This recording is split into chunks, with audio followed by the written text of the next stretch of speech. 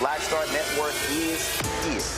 Hold no punches. I'm real revolutionary right now. Support black media. He makes sure that our stories are told. Thank you for being the voice of Black America, Roland. Stay black. I love y'all. All momentum we have now, we have to keep this going. The video looks phenomenal. See, this difference between Black Star Network and black-owned media and something like CNN. You can't be black-owned media and be scared. It's time to be smart. Bring your eyeballs home.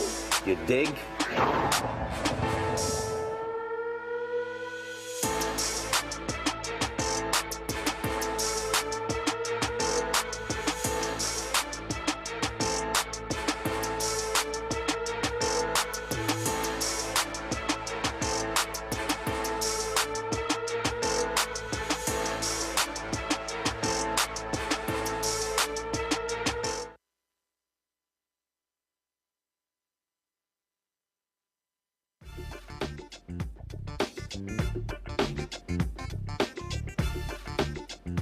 Today is Monday, March 4, 2024. Coming up on Roland Martin Unfiltered, streaming live on the Black Star Network.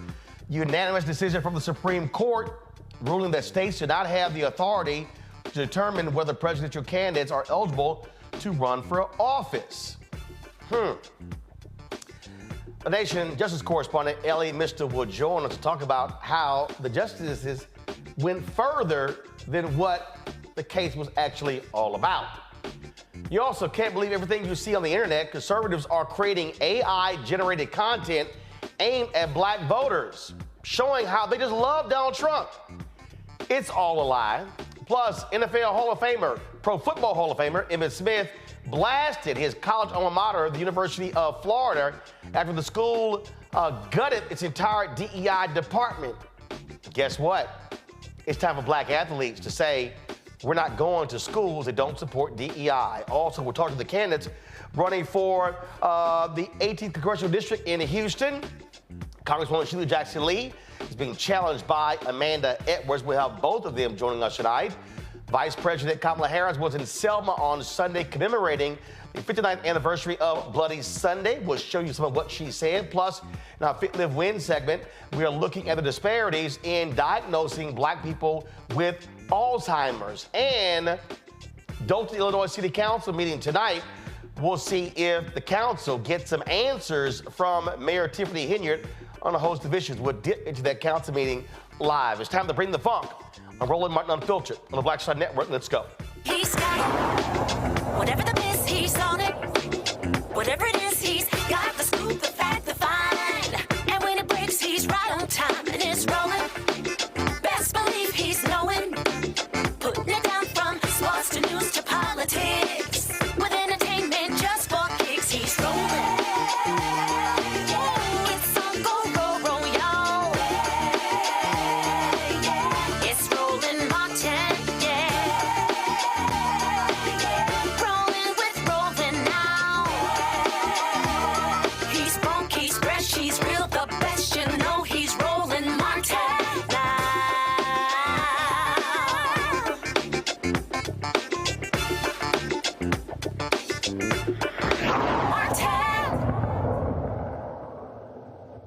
Now, unanimous decision. The Supreme Court says states cannot kick Donald Trump off the ballot over his actions leading up to the January 6th attack on the U.S. Capitol.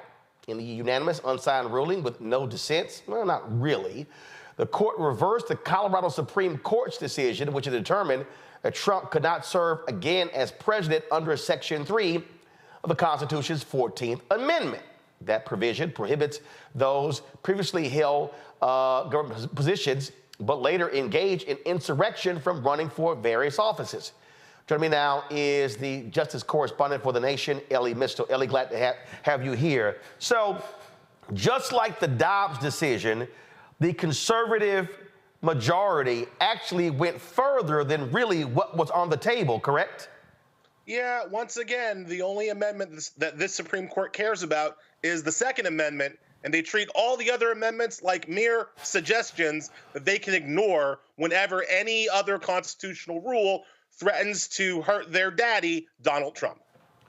And so they determined that the only way someone can be held accountable with the Insurrection Act if Congress passes a law. That's not in the Constitution.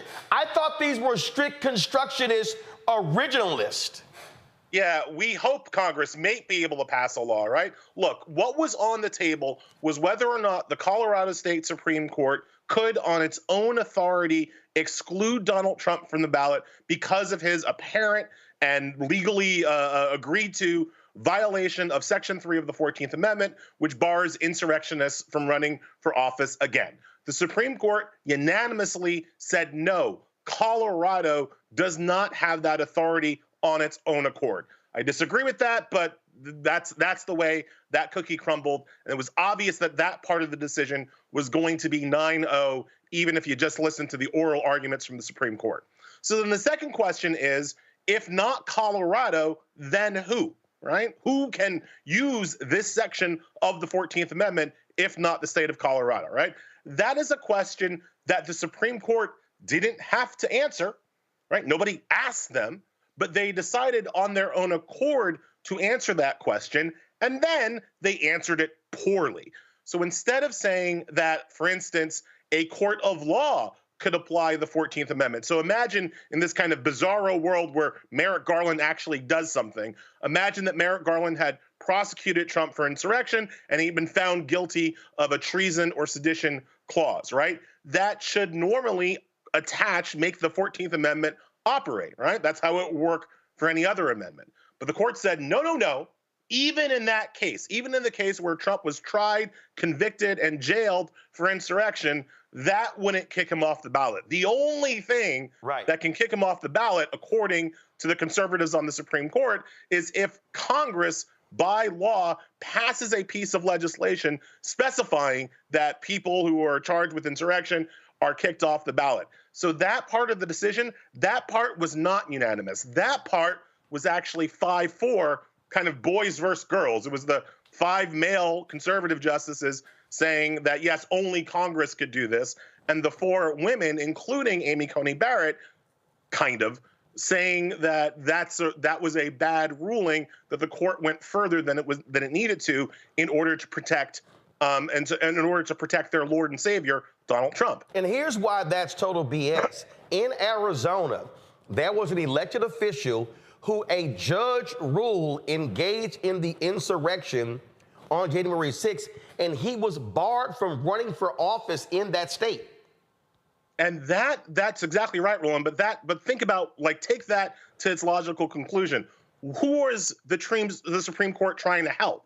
And you see that the Supreme Court isn't just trying to help Donald Trump.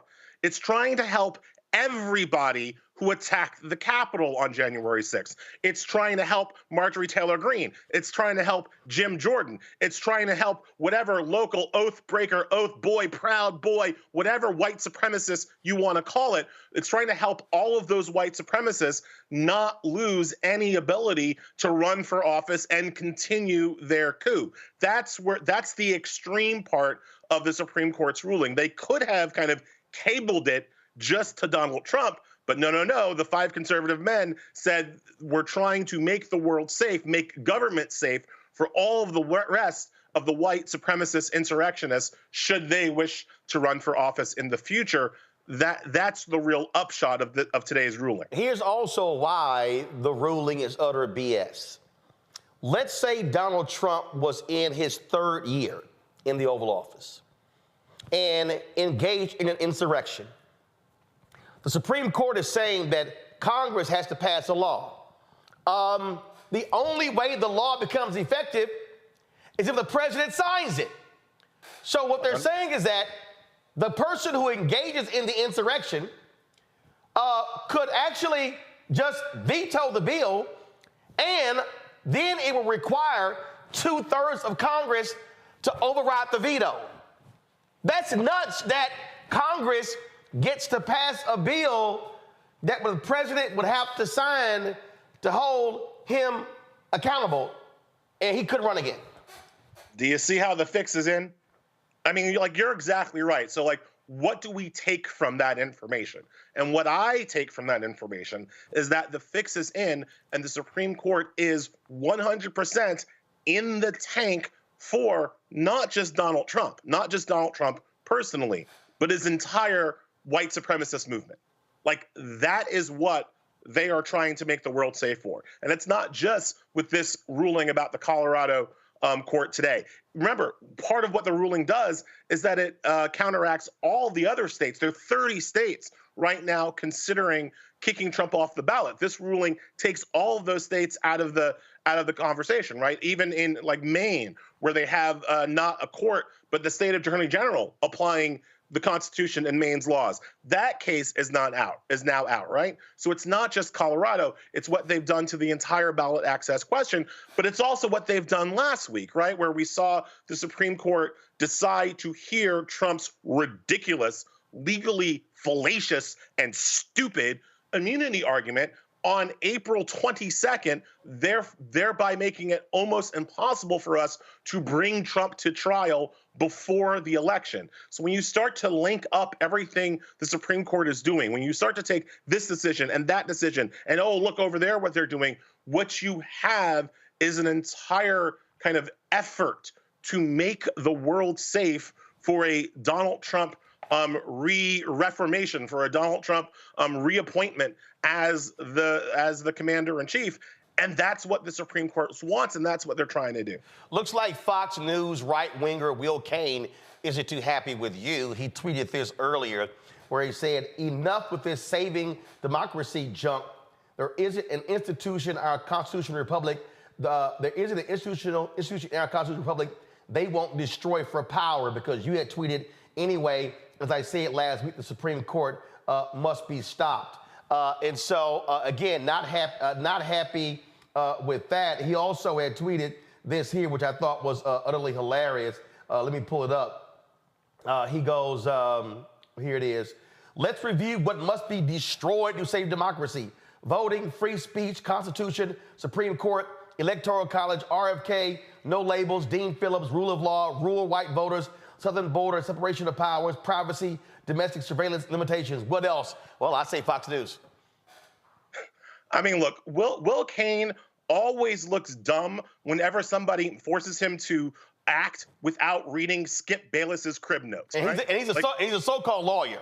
Like, all Will Cain can do is read what Skip Bayless tells him to do and kind of make statements based on that, right? So he's clearly an idiot. But he didn't read my article, right? Because if you read my article, what I said in that article about the Supreme Court needing to be stopped is that we, the people, need to take every shred of power that the Supreme Court still allows us to have, which is not that much, every shred of power that the Supreme Court allows us to have, to stop them from remaking the law in Trump's and the white supremacist image, right?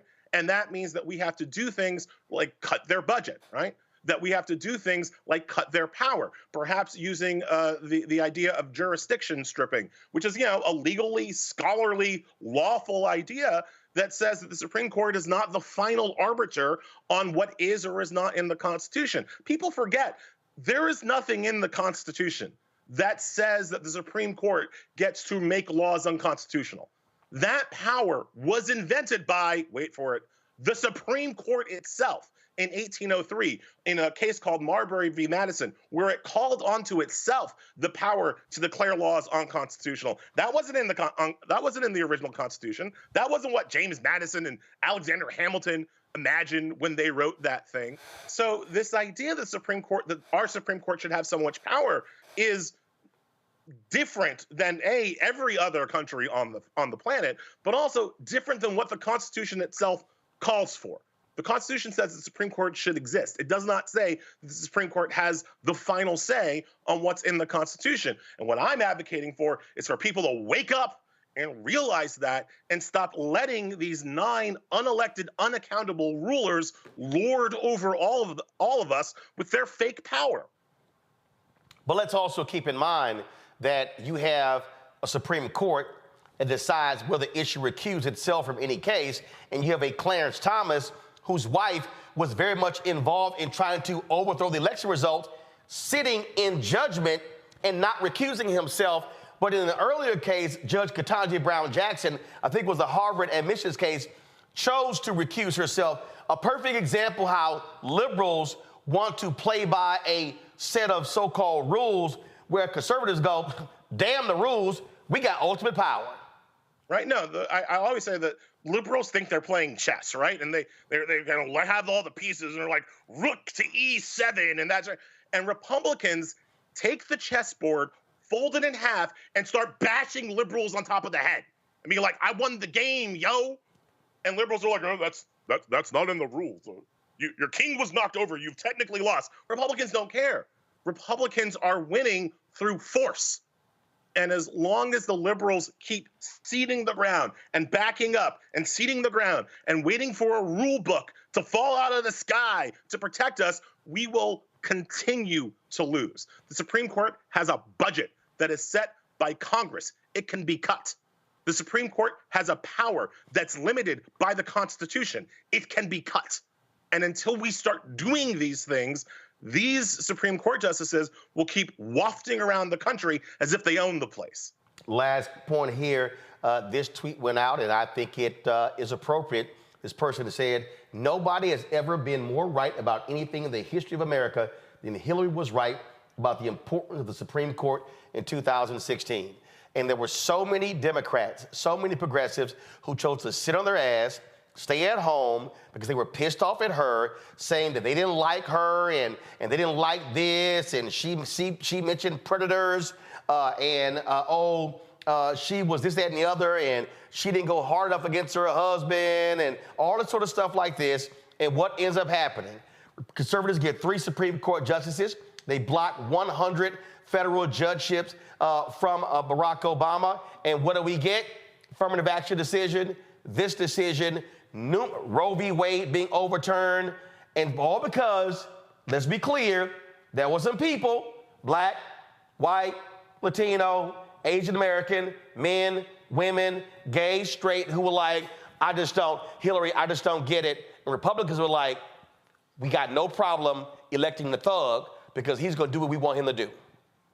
Look, there are 3 branches of government, and I keep trying to get people to realize that it is the 3rd branch, the Supreme Court branch, that has a veto power over the other 2 branches. Yep. So if there is anything you care about, whether it's gun safety, whether it's environmental regulations, whether it's police brutality, whether it's financial regulations, whether it's issues about access to justice, whether it's billions to black farmers, whether you actually say you support reparations, guess what? That's going to go to the Supreme Court. All of it ends up on John Roberts' desk. And as long as John Roberts has 5 other conservative votes, John Roberts and the other conservatives will continue to do whatever they want. It doesn't matter about your arguments. It doesn't matter about your votes. It's 6 votes that matter, not the votes of 330 million Americans, right?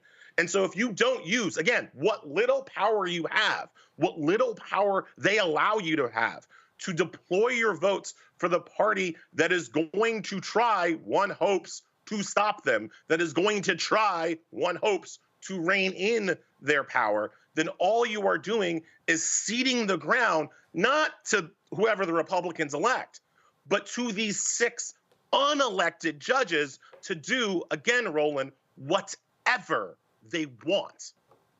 Elie Mystal, Justice Correspondent for The Nation. Elie, we appreciate it. You're not going to see him for a bit, folks. He's working on a book, so he needs to get that done. But Elie, I'm glad you took some time talking to us.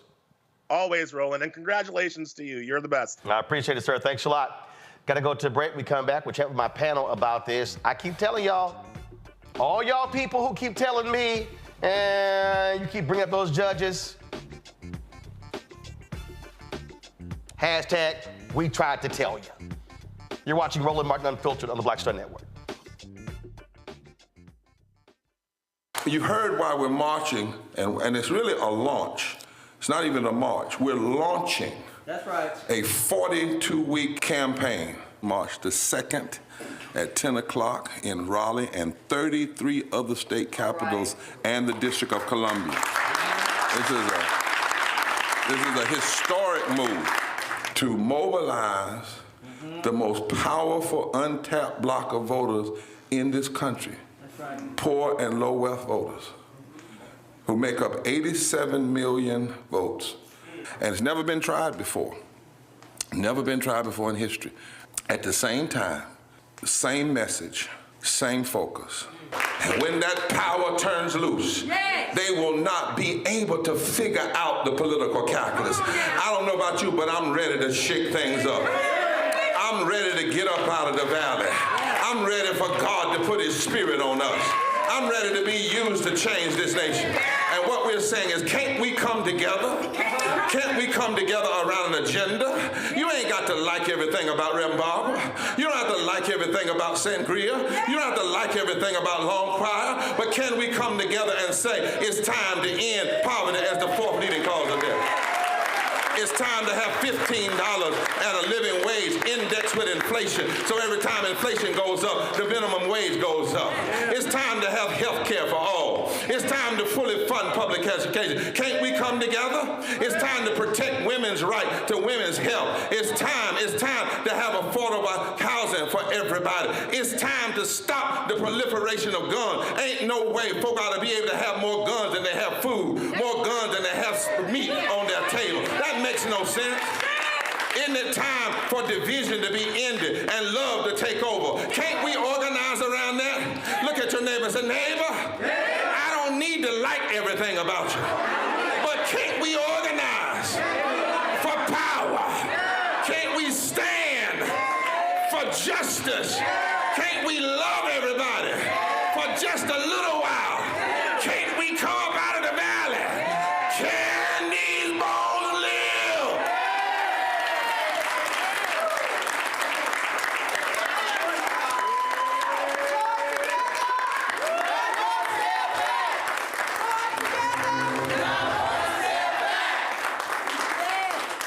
Hello, I'm Paula J. Parker. Truly proud of the Proud Family, louder and prouder on Disney+. And you're watching Roland Martin, Unfiltered.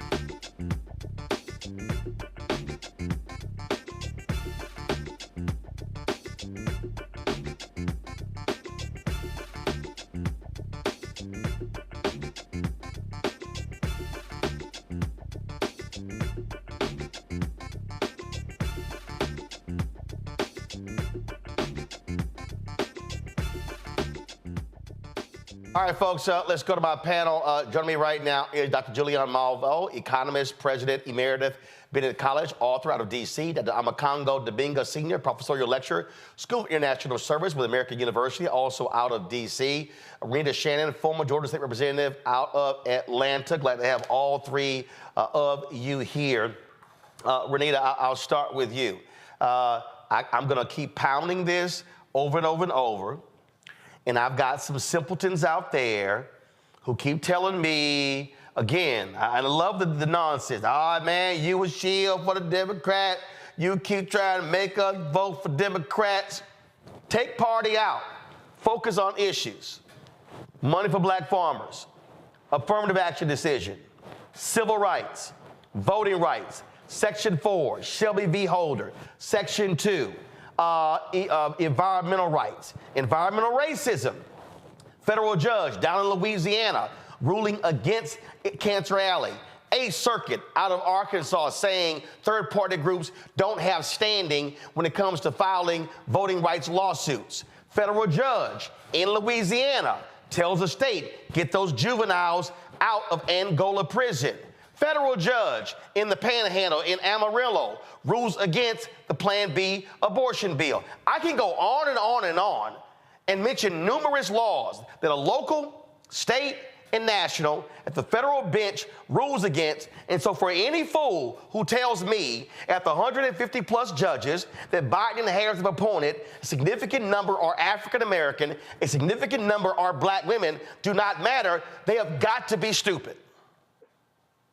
This ruling today is something that is really at odds with what conservatives have been fighting for, because for the last several years or so, they really have been fighting about how states' rights are really important in various different areas, and one of them has been in controlling elections. And so we've seen fights here where conservatives have been making the point that the federal government should not be making decisions on what happens in elections, and that is a job at the state level of the Secretary of State. So this ruling today is very interesting, where you mentioned before that, they went a little further than they should have gone. The Supreme Court went further on the Dobbs decision, and once again, now they've gone further than what they were originally asked. Except this time, it's going to be at odds with what conservatives want. Now, what I think is very interesting is what Elie talked about, which many of us know and have felt at a visceral level, which is the analogy that he said about the chessboard, where Democrats are thinking that they are playing chess and Republicans really don't care about the rules of the game, and they are just willing to take the chessboard and beat the Democrats over the head. We have got to get tougher.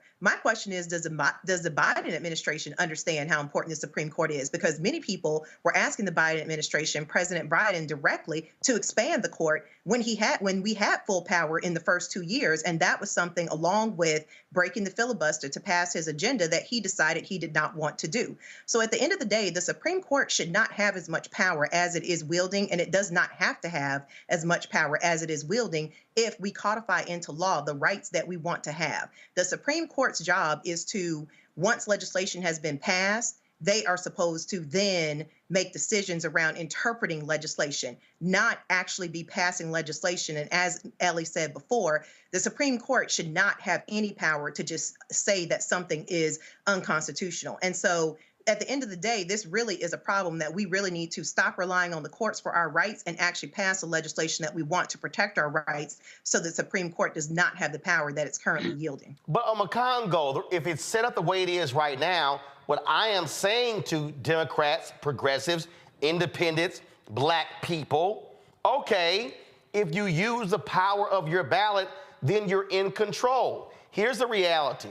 Manchin doesn't run for re-election in West Virginia, which means Democrats can't lose Sherrod Brown's seat in Ohio. They can't lose Rosen's seat in Nevada. They can't lose Sinbad's seat. You got the Democrat who's running against. She's independent. He's running for that particular seat as well, or Tester in Montana. So you got to hold the line in the Senate, and you got to win the White House. Here's the deal: Alito and Thomas are in their 70s.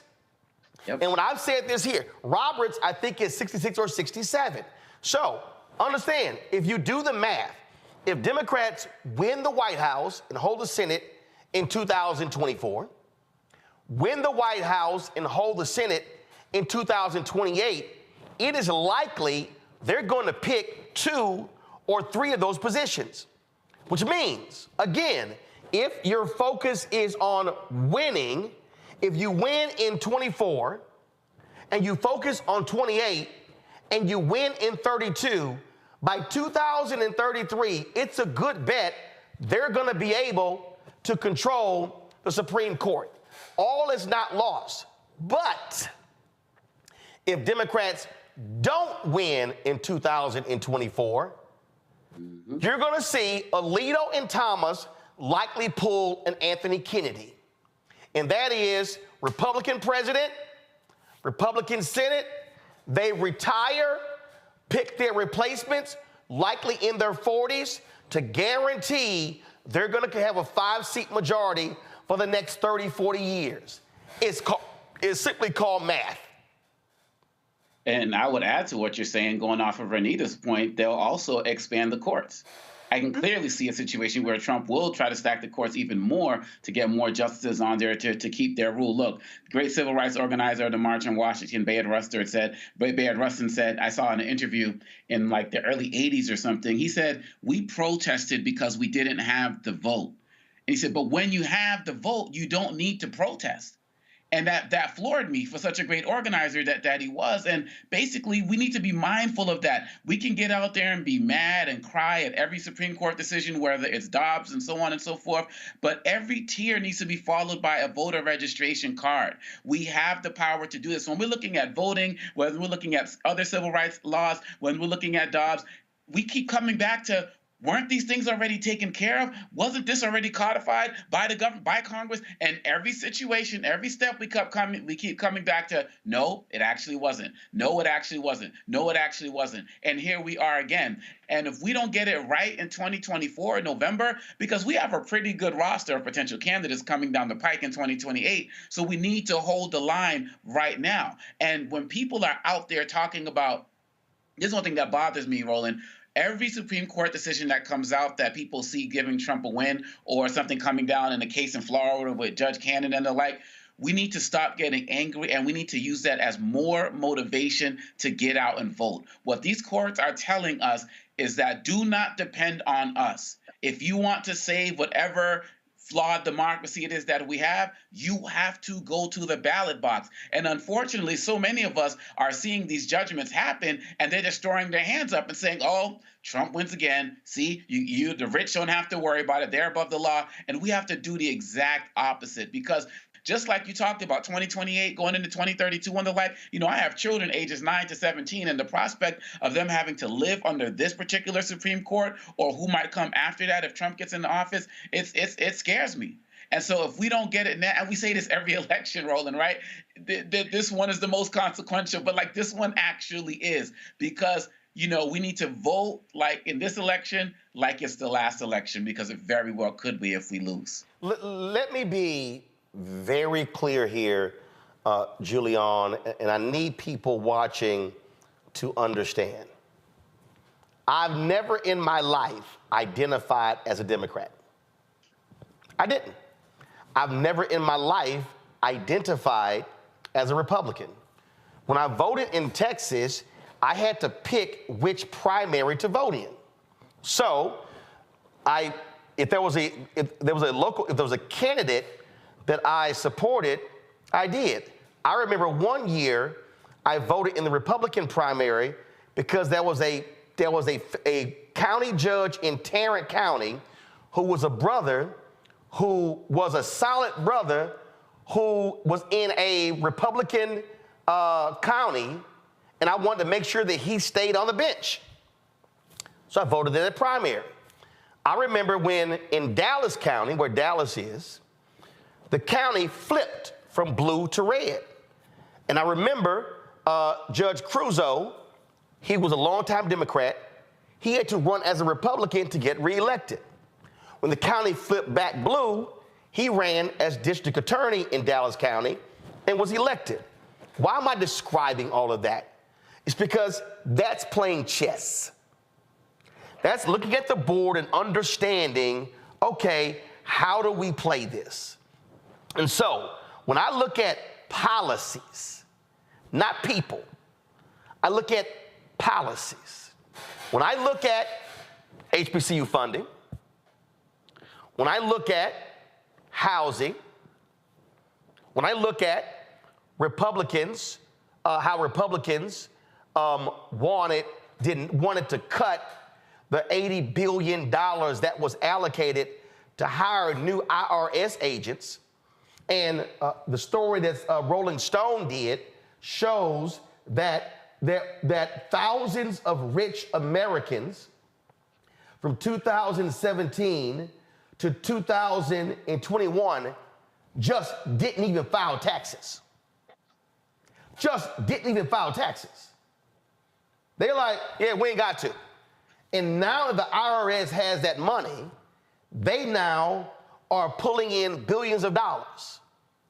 Now, I'm looking at who fought the IRS agents, Republicans. Who fought for the money? Democrats. If I'm looking at who is understanding climate change, Republicans fight against it. Democrats fight for it. If I look at who fights ballot drop boxes, Republicans are against them, Democrats are for them. If I look at who supports voter ID, who supports closing voting locations, who passed laws so you couldn't hand out water while people are in line, Republicans voted for those bills, Democrats opposed them. So I, as somebody who looks at policy, can sit here and go, I want to make sure that these crazy, rabid MAGA Republicans are not in power. And so if you have Democrats who are not perfect, who do not get 100% score rating on everything, but when it comes down to those two, who is likely going to side with I stand and black people, it's going to be Democrats. So I'm now sitting here going, if it means having progressive black and black female federal judges, I need Democrats to control the Senate and the White House. And do the math. 930 federal judges. Trump appointed about 237 or 242. 100 of them should have been Obama. Biden and Harris has appointed, I believe, 150 to 165. Do the math. If Democrats win in 2024, they will appoint likely another 200 federal judges. Now you're up to 360. If Democrats win in 2028, they will appoint likely another 200 judges. Now you're at 560. That means that Democrats will have appointed half of all federal judges. That is playing chess and not just looking at today. You know, Roland, I always crack up when you say people accuse you of shilling for Democrats, because I think nothing is further from the truth. You're critical of, frankly, everybody, but you're critical from a principled policy perspective, not from a partisan perspective. And so these accusations, like you said, if people don't read, they're not thinking, yeah, let's just leave it at that. I don't want to go low, but I will if I have to. What we need to understand, as you say, it's not just chess and checkers, it's pure arithmetic. Merrick Garland was denied a Supreme Court position on this okey-doke rule that Mitch McConnell made up that said you don't appoint judges in the last year of a presidency. BS. And then they fast-tracked little Amy Coney Barrett in the last couple months of the Trump presidency. So, you know, these folks, as Elie said, they don't believe in rules unless they're making them or breaking them. They don't believe in fairness. And Democrats have the unlikely maladjustment of believing in fairness. I'll never forget being interviewed once with Armstrong Williams, of all people, after the 2016 election.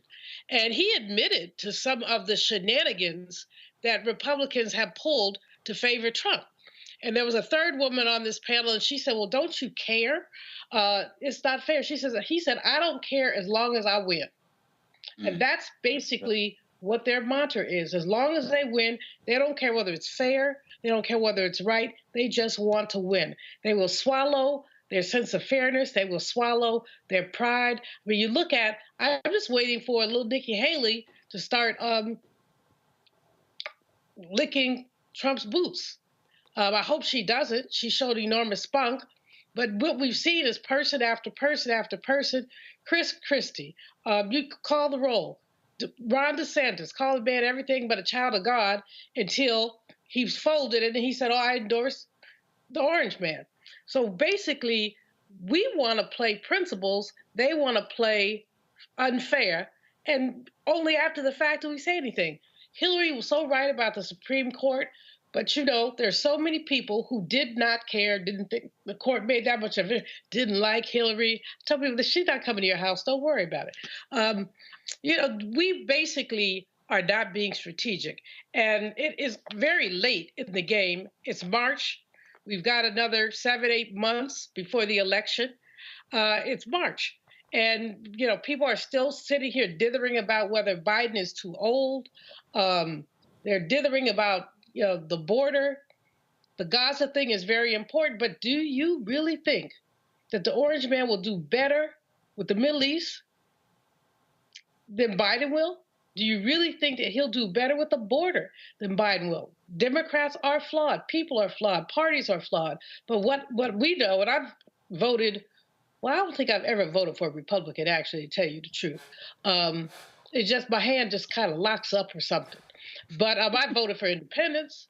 You know, I voted, you know, off ballot. In local elections, Oh, I still haven't voted for a Republican. But by and large, we have to look at issues and not at parties. We look at issues and go down the list, as you just did with HBCU money, with what's happening with poverty. What's happening with poverty? Child tax credit blocked. All kind of things blocked by MAGA Republicans and their acolytes who know better. That's the worst part about it. Know better, but won't do better. Mitt Romney, decent enough guy, couldn't vote for him, but he, rather than fight the orange man, he says he's not going to run for another term. We see so many so-called principled Republicans throw their hands up and say, oh, I don't want to fight like that. Well, how do you want to fight? How do you want to go down? How do you want to go out? Because what we're going out, basically destroying our country. So let me, I saw this earlier today. Actually, I'm gonna do this here. I'm gonna take a break.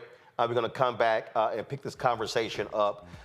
Folks, you're watching Roland Martin Unfiltered on the Black Star Network. Support us in what we do. Folks, ain't nobody else having this real conversation. Ain't not MSNBC, not Morning Joe, not Nicole Wallace, not none of them. And so support us in what we do. Join our Bring the Funk fan club. Your dollars allows us to be able to fund this show, fund the other shows of the network, to be able to do the work that we're involved in. Send your check and money order to P.O. Box 57196, Washington, D.C. 20037-0196. Cash App, $RM Unfiltered. PayPal, R Martin Unfiltered. Venmo is RM Unfiltered. Zelle, Roland at RolandSMartin.com. Roland at RolandMartinUnfiltered.com. We'll be right back. For the last 15 or maybe 16 years, 18 years, I'll say, since when I moved to LA, I hadn't had a break. I hadn't had a vacation, probably a week vacation here and there. Right. This year, after I got finished doing Queen Shit and we wrapped it out, because I knew I had 2 TV shows coming on at the same time, so I'm going to take a little break. So I've been on break for the first time, and I can afford it now. Praise God. You know what I'm saying? Right. So I can afford it. I'm like, I can sit back and ain't got nothing to worry about, man. But this was the first time in almost in 2 decades that I've actually had time to sit back and smell the roses.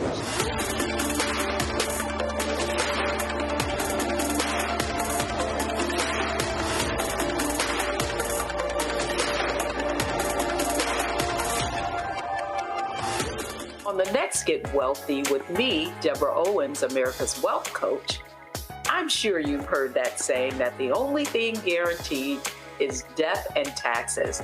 The truth is that the wealthy get wealthier by understanding tax strategy. And that's exactly the conversation that we're going to have on the next Get Wealthy, where you're going to learn wealth hacks that help you turn your wages into wealth. Taxes is one of the largest expenses you ever have. You really got to know how to manage that thing and get that under control so that you can build wealth. That's right here on Get Wealthy, only on Black Star Network. Hello, I'm Jamia Pugh. I am from Coatesville, Pennsylvania, just an hour right outside of Philadelphia. My name is Jasmine Pugh. I'm also from Coatesville, Pennsylvania. You are watching Roland Martin Unfiltered. Stay right here.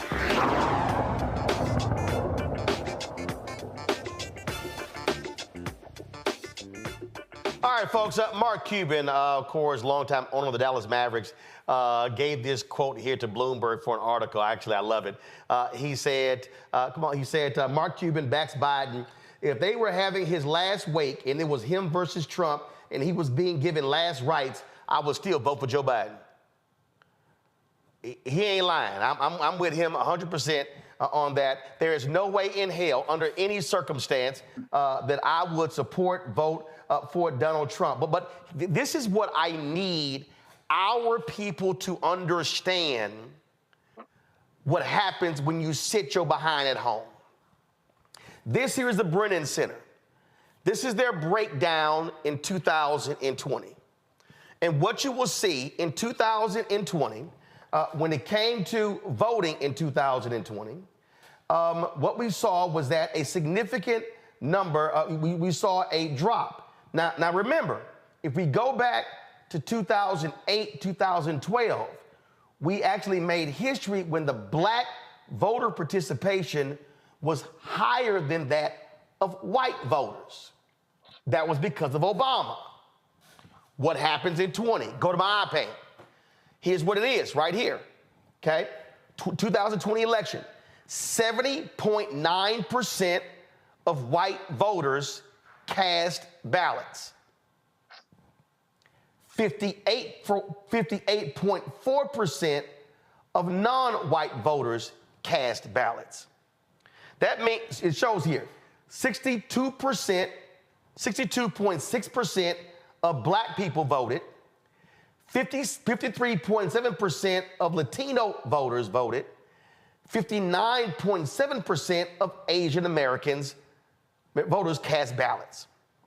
Now remember, in Texas, 2022, even with Beto O'Rourke running for governor against Greg Abbott, even after Uvalde, even after the Dobbs decision, even after all of the heinous thing Republicans did there, upwards of 80% of all voters under the age of 30 did not vote. And so when y'all hear me make the argument that black people, because we only make up 14%, 13, 14% of the country, we can ill afford to be at 62.6%. If you run the numbers in many places, if black people voted at 70 to 75% of our capacity, that would make the difference between winning and losing. Let me repeat that. If white voters stay here, and Latino voters are here, and Asian voters are here, but if black voters are here, that means more of us will be voting in elections at a higher rate than white Americans. So that means if there's an additional 5, 10, 15, 20, 25,000 black people voting, guess what? That's the margin of victory in Georgia. That's the margin of victory for Biden-Harris in Arizona. That's the margin of victory in Nevada. Then, if you talk about, again, maximizing your numbers, if we increase our turnout in Michigan, and let's say Muslim voters drop, Biden-Harris wins Michigan by 100,000 votes in 2020, they still win. Keep in mind, in 2016, Donald Trump won Wisconsin by 10,000 votes.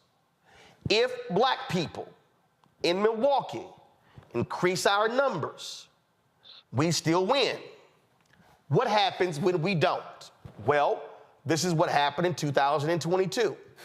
There was a 50,000 vote drop-off in Milwaukee, not Wisconsin, solely in Milwaukee.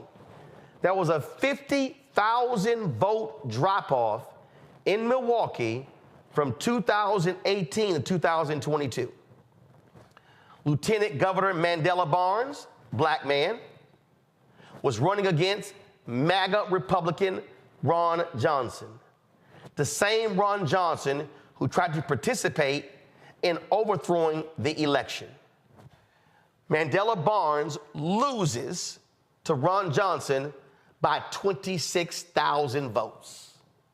That means if there is not a 50,000 vote drop-off in Milwaukee alone, Mandela Barnes is the United States Senator for the next 6 years. Instead, MAGA Republican Ron Johnson got reelected. This, Renita, is what I keep talking about, how we have to step back and go, wait a minute, I don't need to wait for the Democrats to come holler at me. We've got to have black organizations on the ground driving our voting, because black people in Wisconsin ain't getting nothing from Ron Johnson, and because a U.S. Senator's vote is not just about his state, Ron Johnson's MAGA Republican vote impacts black people on all public policy matters, and it would be a different vote if Mandela Barnes was there and not Ron Johnson. Well, everything you're saying is correct as it relates to turnout is how you win elections. But the part that I feel like is not coming, that you're not quite putting focus on, that what really needs to have focus on is that turnout only comes if voters feel like that they have something to vote for, and if they are satisfied with what they are seeing as far as what is being promised, and if they believe that that candidate is going to do it. This is not solely a Black people voting problem, because white people do the same thing. And I say that because what the left is going through right now is the same thing that the right went through a couple of years ago. We all watched it happen. Republicans used to run candidates like Mitt Romney. When Trump showed up on the scene, he was able to activate an entirely new voting base of white people who previously were sitting at home and were not voting. Millions of white people who were not voting because they did not see themselves reflected in the candidates that were on the ballot. When the Republicans saw how successful it was to move forward with Trumpism, they all turned into a bunch of Trumps. And now you don't see them running candidates like Mitt Romney. And it's probably one of the reasons why he is retiring, because it's getting harder and harder to stay. So I bring that all up to say, just like the right had to learn, you got to have candidates who are reflecting the base of your party and your coalition and proving every day that you are serious about doing the things that you have been elected to do. And you can't have inconsistencies when people are able to check your record. The left has got to learn that as well. And I think that we are right in the process of that happening. I guarantee you, if Republicans ever went back to running candidates like Mitt Romney, they would lose too. So this is not solely a Black problem of Black people not voting. Right, you're right in the turnout, but we are spending too much time. It's important to make people understand who Trump is. People know that. But we're spending too much time framing this up as voters making a choice between Trump and Biden. They're not. They are making the choice between voting and not voting. That is the choice. So, but here's the Congo. But this is the point I'm making. I ain't dealing with white people. I ain't dealing with Latinos. I'm not dealing with it. No. Follow me here. I don't have white folks in my equation, Latinos or Asians. What I have in my equation are what we as Black people care about. So when I'm talking about turnout, I'm also talking about Black candidates. I'm talking about how they're going to vote. I'm talking about understanding and looking at power. When I look at, and again, I know what they're saying privately. Chris Christie, Rudy Giuliani, all of them, they couldn't stand Trump on Congo. Yep. They knew he was the idiot, but they understood power. And what I am arguing is, and what I'm speaking about ain't just Biden Trump. Sherry Beasley loses by 401 votes as the Chief Justice of the North Carolina Supreme Court. Had Sherry Beasley won, Democrats would have a 6-1 majority on the state Supreme Court. Why does that matter? Because by them controlling the state Supreme Court, they get to stop the madness of the Republicans in the legislature. And so, if we look at, again, our voting power, I'm looking at what can we stop. I'm not interested in complaining after the fact. It's Black people right now in Louisiana who are complaining about Governor Jeff Landry. But guess what? Look at the numbers of turnout. And so turnout means that I am voting not just for person or for party. Yes, I'm voting against evil because of what it may do, and I'll give you an example. President Obasanjo wins North Carolina by 14,100 votes in 2008. The Obama coalition stayed home in 2010. North Carolina used to have one of the lowest voter participations. It was at 78% in 2008. What did they do? They stayed home in 2010. Republicans took over the legislature, began to pass voter suppression laws. Here we sit some 16 years later, and in North Carolina, they are still trying to claw back to where they were in 2008. I'm saying we got to be thinking multi-year, multiple battles here, and not stay at home. Congo, go ahead. Well, absolutely. I think one of the challenges, we definitely have to talk about, appeals of candidates and the like, but Republicans fall in line while Democrats wait to fall in love. And I think too often Democrats have this mindset of, I don't really love the candidate, so I'm not really going to mess with them. And they're not thinking strategically enough. And so even if Mandela Barnes wasn't somebody who people felt was, a charismatic enough candidate or wasn't really going to represent their issues, the courts are an issue. Voting rights is an issue. Look where we are with Dobbs now and other areas like that. Those are issues that we could have had principled enough people in the Senate or, who we could have had, to get to the Supreme Court and other areas if, Hillary came into office, who could have prevented some of the major challenges that we're dealing with right now. And furthermore, when you talk about the Brennan Center report, they talk about that, what they're calling, that voting gap, the racial voting gap. And they're talking about since Shelby v. Holder, came into place in 2013, right, the disparity between white and black voters has started to grow in ways that have been worse since before Obama came into office. And so, again, that's also a court's decision. And so too many times in our community, we find ourselves confronted with things that if we developed a certain level of sophistication enough, we could understand that if we tackled these things in the past, we wouldn't have to deal with them now. Like when you talk about in Milwaukee, where 50,000 people just don't show up, or you talk about 2010 in North Carolina,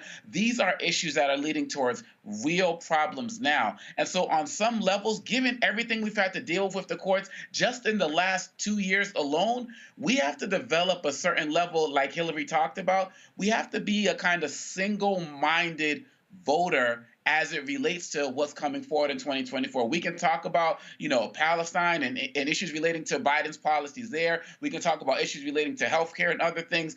But who is going to be in power to create a court system that's going to affect our agenda for generations? Period, bottom line. And that's where Republicans have always been. And I appreciate what Renita's saying in terms of, what the Republicans went through and how they switched their candidates and all of that type of stuff. I understand what she's saying, and we need to go through that a little bit as well. But when we're dealing with this existential threat to our very well-being in this country, there's a certain level of, and I'm not saying compromise principles, but there's a certain level of strategic mindset that we need to have and who we're going to put in office, period, bottom line. And so we got to increase the numbers if we really want to take part in this American experiment. Julian, again, I'll use an example. I was there on the ground for the special election in Mississippi, where Mike Espy lost to Senator Cindy Hyde-Smith by 65,000 votes. And there were a significant number of black people in Mississippi who were eligible but did not vote. And not just them, there were a lot of poor white people, eligible but did not vote. But I'm gonna take them off the table. If I only focus on black people who did not vote, that number had those folks voted, had 65% of the black people in Mississippi who did not vote voted Mike Espy is a United States Senator. That changes the game in Mississippi. So for me, I'm not sitting here, I'm not having a conversation of what white folks doing. What I'm saying is when I look at the numbers and when I look at how we change black participation, black registration, black turnout, if everybody else stays the same, we can win elections across the board. Well, Roland, you've made the point before, and it's useful for us to examine that point again about the racism in the Democratic Party and the extent to which many of the Democratic operatives do not pay attention to the black electorate. While everybody has a responsibility to get out and vote, if you look at a Mississippi and a Mike Espy case as an example, who are the operatives? Who was doing GOTV? Who was going door to door? Who was basically telling people now people should not be told you have to vote? But we know where we are. And so it seems to me that all too often the Democratic Party does not pay attention to their base, which is African American people. They do not spend money on African American operatives, on GOTV, on polling, and all of that. Sherry Beasley could have won easily had she done a few very minor tweaks, but she had the white boys from the Democratic Party telling her how to work North Carolina. But that's why, but Julianne, that's why I'm arguing that if you're black, send your money to groups like Black Voters Matter who are gonna be on the ground. What I'm arguing is, and again, holding these strategies accountable, but what I'm saying is we've got to also be funding our own institutions who are doing the work. Well, I don't disagree with you about that at all. I think that folks like Latasha, Melanie, these other folks, they're doing the work, and we can't rely on the Democratic Party. And in the very short run, I'm with you. I don't give a you-know-what about the Democratic Party. I give a whole lot about black folks and our power and our rights.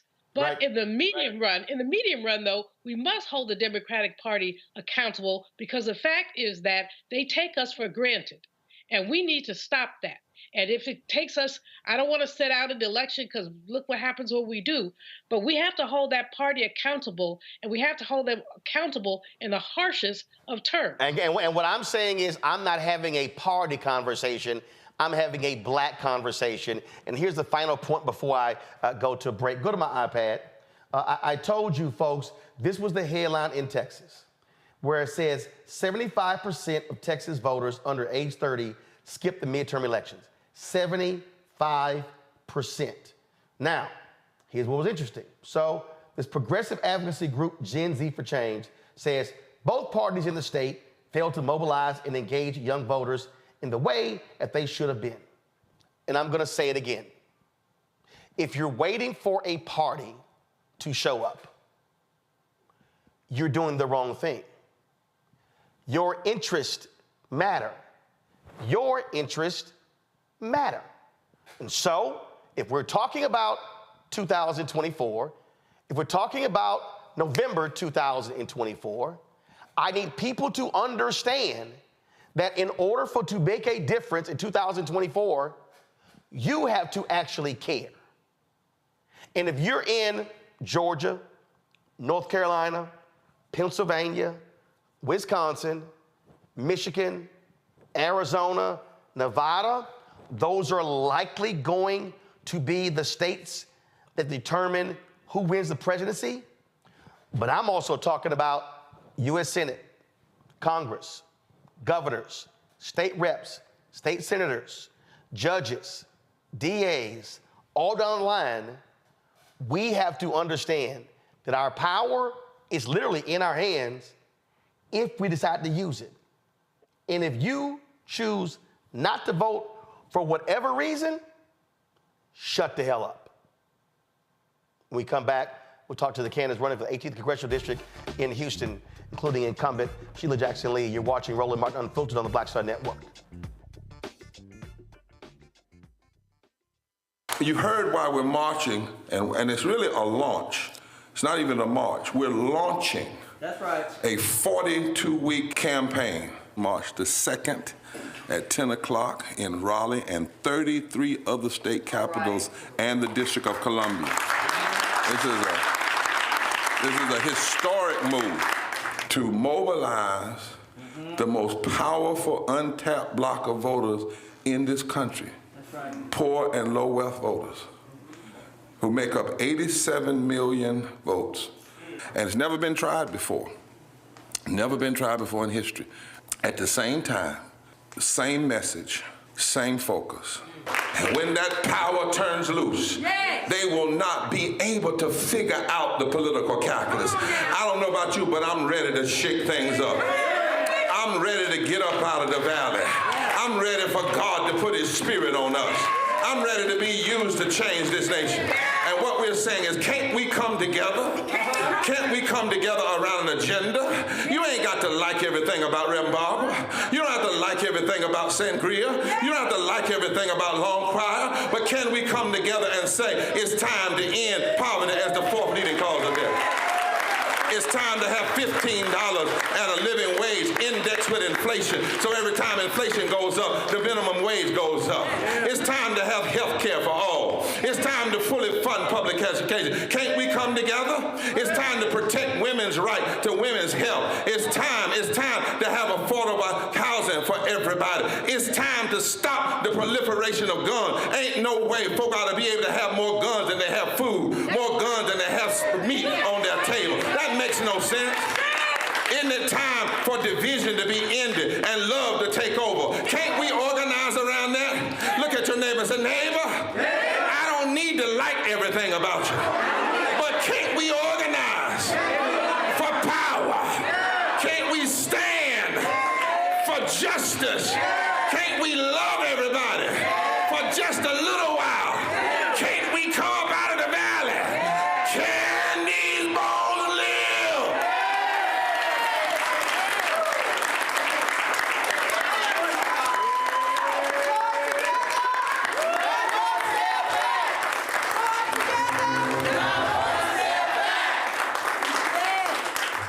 Hello, I'm Marissa Mitchell, a news anchor at Fox 5 DC. Hey, what's up? It's Tammy Roman, and you are watching Roland Martin Unfiltered.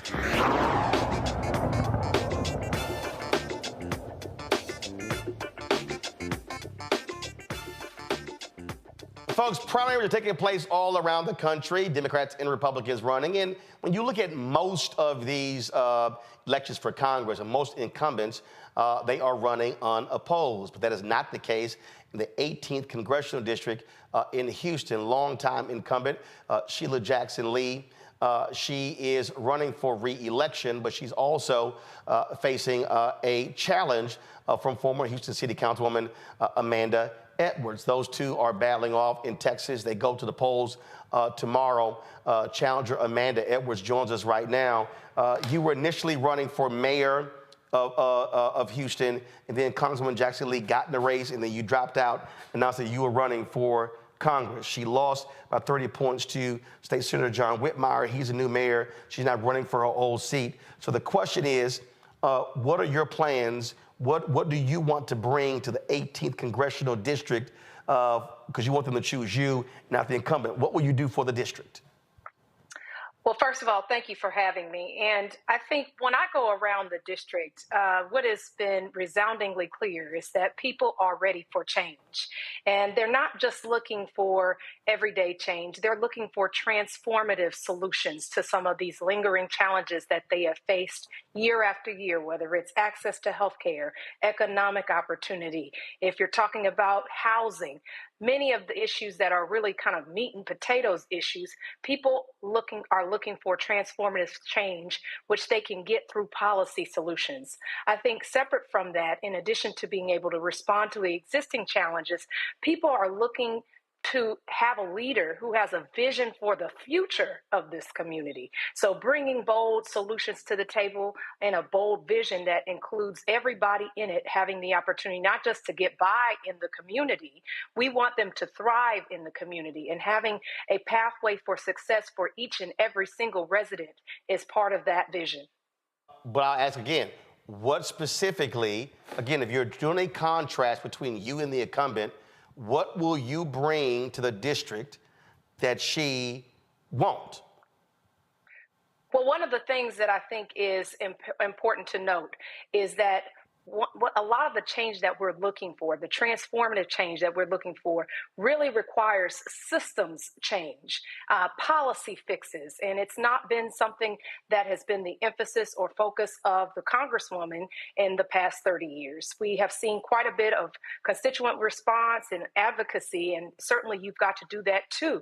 But I think there is another realm of this role that really requires us to really get serious about systems change. When you look at how infrastructure dollars works in a city like ours that had the second worst disaster in U.S. history, and the fact of the matter, we've set up systems that have failed our people. And so I want to implement systems change through policy. But I got to ask you, though, when you say that, because we understand how it works. And so if you're getting congressional dollars, typically they're coming back to states and community development block grant funds. And then that's going to the Republicans in Austin. We saw what happened with hurricane money that came to the state, and Harris County got screwed out of $1 billion. And so you can be a member of Congress and fight for those federal funds, but if the money is going to Republicans in the state, they get to control how it is dispersed. And so how, as one member of Congress,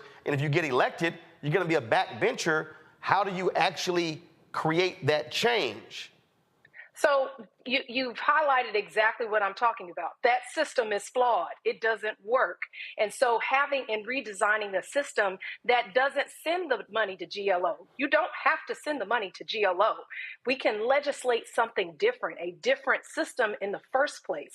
Why introduce the politics of Texas into a space like what's needed on the ground in Houston as it relates to infrastructure investment? I'll back up. Why do we even have to sit here every time there's a disaster in this country? Every year that there's a disaster, there's a new law that has to get passed, new rules that have to get promulgated. Meanwhile, you've got residents who need answers immediately that you cannot provide because we've designed a system that doesn't make sense. So we've got to go back to the drawing board and not just accept the existing status quo as what has to be just because it's always been, because it hasn't worked for our residents. So when you do legislate, we can do plug and play, where you have an evergreen set of policy in place where it's plug and play for the jurisdiction that might be most impacted at that particular time. Well, obviously, again, just from a disaster standpoint, you don't know what to allocate until a disaster happens. So are you suggesting that there should be a national disaster fund of $100 billion that, depending upon what disasters happen in the country, that's drawn from, versus Congress voting on each disaster? Yeah, we can look at ways to do that through a fund. I mean, this is something that we sadly can predict it will happen. And it happens all over our country, all over the coasts that experience certain types of weather and other natural catastrophes. And so we've got to look at ways that we can actually make these systems work. It makes no sense to have to wait 6 to 12 months to know what the policies will be in your community as to whether they're going to buy out your house, whether or not that there's going to be policy in place that helps you elevate your home. Things like that, it doesn't make sense. And so we've got to go back to the drawing board, whether it's through a fund or whether it's through some other mechanism in Congress. The existing system doesn't work. So we've got to explore new and innovative approaches to really addressing the needs on the ground. Last question for you, and that is, if you had to name your top 2 priorities for the district if elected, what are they? Healthcare and economic opportunity. I say healthcare. When I was growing up, my father was very ill with something called multiple myeloma. And he passed from it when I was a teenager, but it shed light to the fact that our U.S. healthcare system is very broken. And I remember asking my father whether his life-saving treatments would be covered by this insurance stuff I was learning about. And of course, his response to me was, well, we just have to figure something else out. And for so many Americans, they are in the middle of that type of conundrum where their lives are hanging in the balance of whether their insurance will cover their life-saving treatments. And in this case, I think we've got to bolster, enhance, improve the Affordable Care Act. I don't think it was ever designed or intended for us to stay where we currently are. I think it was always designed or intended that we would improve and expand. But for political reasons, that has become a little more challenging.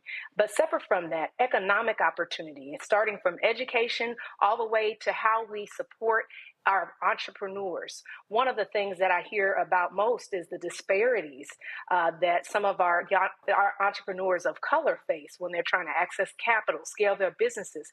So in addition to the support that we see with the SBA, one of the things that we could be doing is, and we learned this lesson during the pandemic, instead of just, when they were trying to issue PPP loans out and they went through the traditional banking institutions, we saw Shake Shack get 10 million and then mom and pop shops had to close their door, those on Main Street. And so what they did was wise up and say, hey, well, how do we better connect the resources to the types of mom and pop shops, Main Street businesses that need these resources most? And that came by way of connecting with CDFIs or Community Development Financial. Well, actually, truthfully, that actually happened. after the 2020 election when Biden-Harris got in. Democrats then controlled the House and the Senate, and then they worked through that. We were involved in that with the National Bankers Association and CDFIs, and so that actually happened when, again, when they actually took over. Right, and my point to you was just simply that this should be the model forward.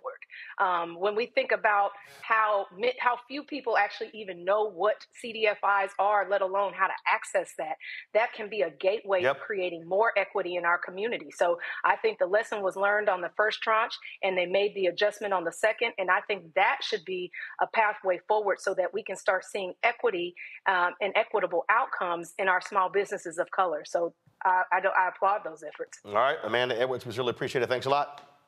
Thank you very much. Folks, go on to a break. We come back. We'll be talking with incumbent Congresswoman Shelia Jackson Lee. You're watching Roland Martin Unfiltered on the Black Star Network. Next on the Black Table with me, Greg Carr. Democracy in the United States is under siege. On this list of bad actors, it's easy to point out the Donald Trumps, the Marjorie Taylor Greens, or even the United States Supreme Court as the primary villains. But as David Pepper, author, scholar, and former politician himself says, there's another factor that trumps them all and resides much closer to many of our homes. His book is Laboratories of Autocracy, a wake-up call from behind the lines. So these state houses get hijacked by the far right, then they gerrymander, they suppress the opposition, and that allows them to legislate in a way that doesn't reflect the people of that state. David Pepper joins us on the next Black Table, here on the Black Star Network. When you talk about blackness and what happens in black culture, we're about covering these things that matter to us, speaking to our issues and concerns. This is a genuine people-powered movement. There's a lot of stuff that we're not getting. You get it, and you spread the word. We wish to plead our own cause. Too long have others spoken for us. We cannot tell our own story if we can't pay for it. This is about covering us. Invest in black-owned media. Your dollars matter. We don't have to keep asking them to cover our stuff. So please support us in what we do, folks. We want to hit 2,000 people, $50 this month, raise $100,000. We're behind $100,000, so we want to hit that. Y'all money makes this possible. Checks and money orders go to P.O. Box 57196, Washington, D.C. 20037-0196. The Cash App is $RM Unfiltered. PayPal is R Martin Unfiltered. Venmo is RM Unfiltered. Zelle is Roland at RolandSMartin.com. On the next, A Balanced Life with me, Dr. Jackie. What does it mean to actually have balance in your life? Why is it important and how do you get there? A masterclass on the art of balance. It could change your life. Find the harmony of your life. And so what beat can you maintain at a good pace?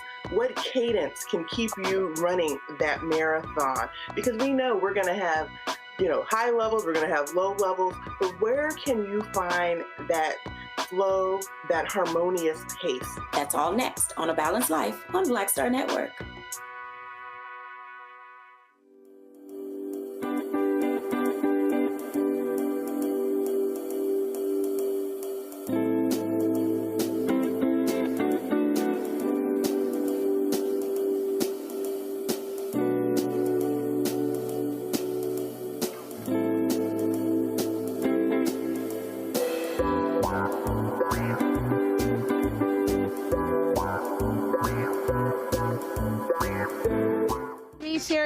And you know what you're watching, Roland Martin Unfiltered.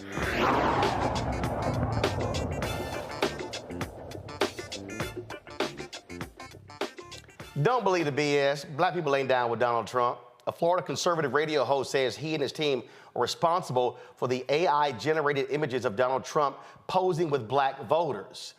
They've been posted on social media. The images were created by Mark Kay, one of a dozen discovered by BBC Panorama.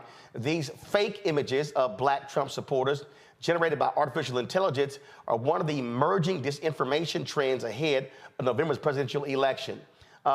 This goes to show you, Congo, they cannot attract black people, and so they got to create fake black people And if you look at one of the photos, one of them has too many fingers in it.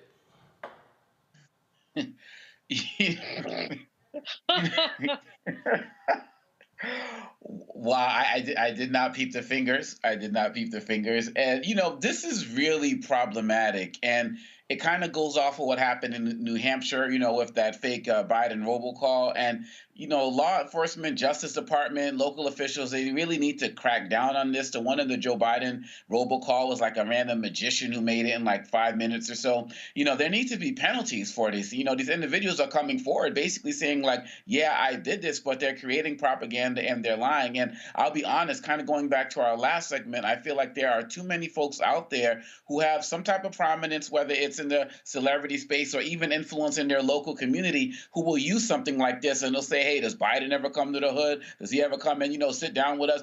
Trump's for the people and so on and so forth. And people will be susceptible to that. I've seen some of these interviews where people are talking favorably and lying about things that Trump has done, whether it's HBCUs and the like. And this is just part of that as well. And of course, the lies about the COVID, related checks and the things like that. And so we need to call these people out who are doing this once they're found out. So I'm glad that you're doing this here. There needs to be fined because this is another form of election interference. And, 3, we need to remind folks about what's actually being done in the Black community and for Black people by the Biden administration. Again, we can criticize people as they need to be like you do all of the time, Roland, but we also need to call out the good when it's actually done. Because even if these pictures were real, Roland, the real question becomes after that. What's he actually doing for you in your hood? What did he actually do for you in your hood when he was president? And that's a real conversation or real evidence that can highlight what he has not done for our community. And let's be real clear, Trump did not send out those PPP loans. Democrats in the House actually passed that and in the Senate, so he just slapped his name on it. Now, remember when Trump made these comments at that conservative gathering? It was actually a Black conservative event attended by mostly white people. Charles Barkley wasn't having none of it. And you know who embraced it more than anybody else? The Black population. It's incredible. You see Black people walking around with my mugshot. They do shirts. Oh, please. When you heard that, what did you think? Big sigh. First of all, I'm just going to say this. If I see a Black person walking around with Trump mugshot, I'm going to punch him in the face. Charles. No, Gail. Charles. Gail. You really can't say that because, A, you don't mean that. I mean that sincerely. I'm going to just tell you something. And then you will be arrested for assault. And then what?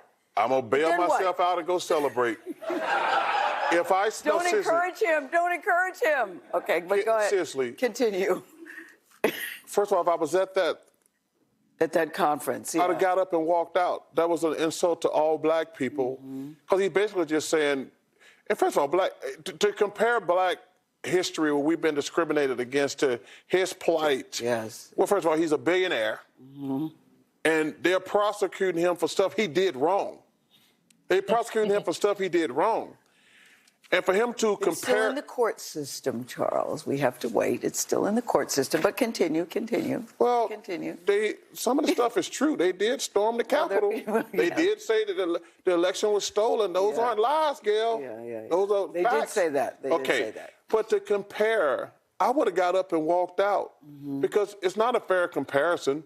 He's a billionaire. He's had a great life. He's been president of the United States. To insult Black people who have been discriminated against all these years, to put them in the same category, I was just offended. I mean, Okay, Julian, I like Gail, but did Gail forget who she was talking to? Anthony, go to my iPad. Well, she's like, Charles, you really don't mean it. Charles Barkley threw a dude through a glass window because he kept bugging him. Charles Barkley is not joking. Let's be real clear. He threw a dude through a glass window, and his quote, you see it, if you bother me, I'm going to whip your ass. Julian, go ahead. I'm just laughing. I'm with Charles. I don't want to see any of those folks with, with those mugshots on their chest. Not that I'm going to threaten to whip them because I'm a little old lady. I don't get to do that anymore. But much. But the bottom line here is that Trump has pandered to the lowest of stereotypes We like him because he was indicted. He said Friday, I was indicted for y'all. That's what he said. I was indicted for you. Now, any black person in their right mind who supports that nonsense is not in their right mind. But he panders to the lowest common denominator, and he's really not talking to black people. He's talking to white people who think the same thing about black people. He's really talking to his base of MAGA conservatives, but he's using black folks as a smokescreen. But the fact is that we allow that. Now, all those people who are in those pictures are AI generated. They can prove that it's them. They ought to sue because their likenesses were misused. I know that AI is a whole area that I'm not going to touch because I don't fully understand it, but we do know that you can manipulate images, you can manipulate voices, and they've done quite a bit of this. But back to the Orange Man. I really need somebody, Roland, to break this down in terms of, we keep hearing these numbers. 18% of black men say they're going to vote for the Orange Man. I don't believe that data, and I have not seen that data. Well, they say actually, the latest New York Times Siena poll, they actually say 20+% of all black voters are going to vote for Trump. A lot of people have broken those polls down, and they've gone through that. Look, Terrence Woodbury broke down the 2020 election, where he said how Trump did with black men played a role in Tom Tillis, who was a senator, who's a MAGA senator, picking up about 16 to 18% of black male vote, and that played a role in him winning. So at the end of the day, it depends upon the state, because again, and so it's two things. And also, if you have low turnout, obviously those who do turn out, they're voting for Trump, has a greater impact because low turnout actually amplifies them. Go ahead. But here's the bottom line, though. I mean, whatever the numbers are, a poll is a moment in time. A poll is not election day or the pre-election time, early voting, when people are looking at this. I'm hoping that my brothers, that African-American men, will look at what that man has done for them, which is 0, 0, 0, and pander to the lowest common denominator. And I just don't see, it's very troubling to me that brothers, and I think I've talked about this before, my own sibling, male sibling, voted for Trump in 16, but he didn't in 20, because he said the man wasn't about anything. Well, it took you that long to figure that out when you have 4 sisters. But in any case, he claims that it's partly because of economic empowerment, partly because of his machismo, that attract black men to him. I want brothers to prove him a liar. I want brothers to stand up for values. He hasn't done anything for black people and won't. In fact, he'll continue to vilify, to lie, and thinks that inviting Kanye to Mar-a-Lago or putting out a new sneaker line is going to endear him to black people. It will not. I'm with Charles Barkley. Well, look, at the end of the day, Renita, look, there are, and I've seen it, and I've seen the comments, whatever, there are black women out there who are talking about voting for Donald Trump. There are black men, okay? It's there. But the bottom line is, I think part of the problem, what I'm seeing with these national conversations, and this is where I blame every executive at MSNBC, at CNN, at ABC, at CBS, at Fox News, and all of these networks, they are having poll-driven conversations and not policy conversations. They were having conversations about Biden's age and, oh, he made this mistake, but they were not talking about Trump slurring his words and stuff like that. To me, that's still all the superficial stuff. The question comes down to, what are your policies? What did Trump do? What did Biden do? What is Trump saying he's going to do? Trump is on record, national abortion ban. They're on record of having a Christian fundamentalist administration. And so mainstream media is stuck on polls and stuff like that and not actual policy and the impact on people. Well, and the one thing that you have to keep in mind with polls, as you said before, it is true. Some Black people are going to vote for Trump. And I, as somebody who has had to campaign to voters, you will never hear me condescend to voters about how they should decide their vote and tell them, what they should or should not be doing, because I just don't. That's what helps us as Democrats lose elections. Those who do vote for Democrats, progressives, and everyone on the left, that's exactly how you lose elections.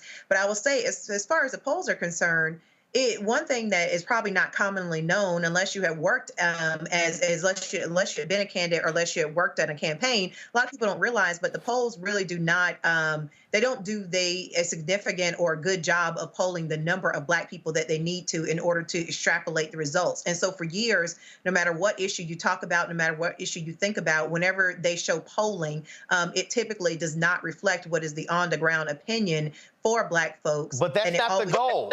But that's not the goal. The goal, what I'm seeing right now, the problem that I'm seeing right now is that the conversation is completely about polls and not policy.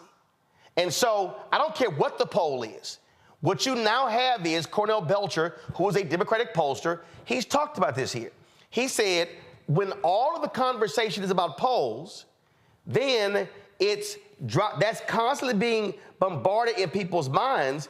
And so all they're talking about, okay, polling this, polling that, as opposed to what they are talking about.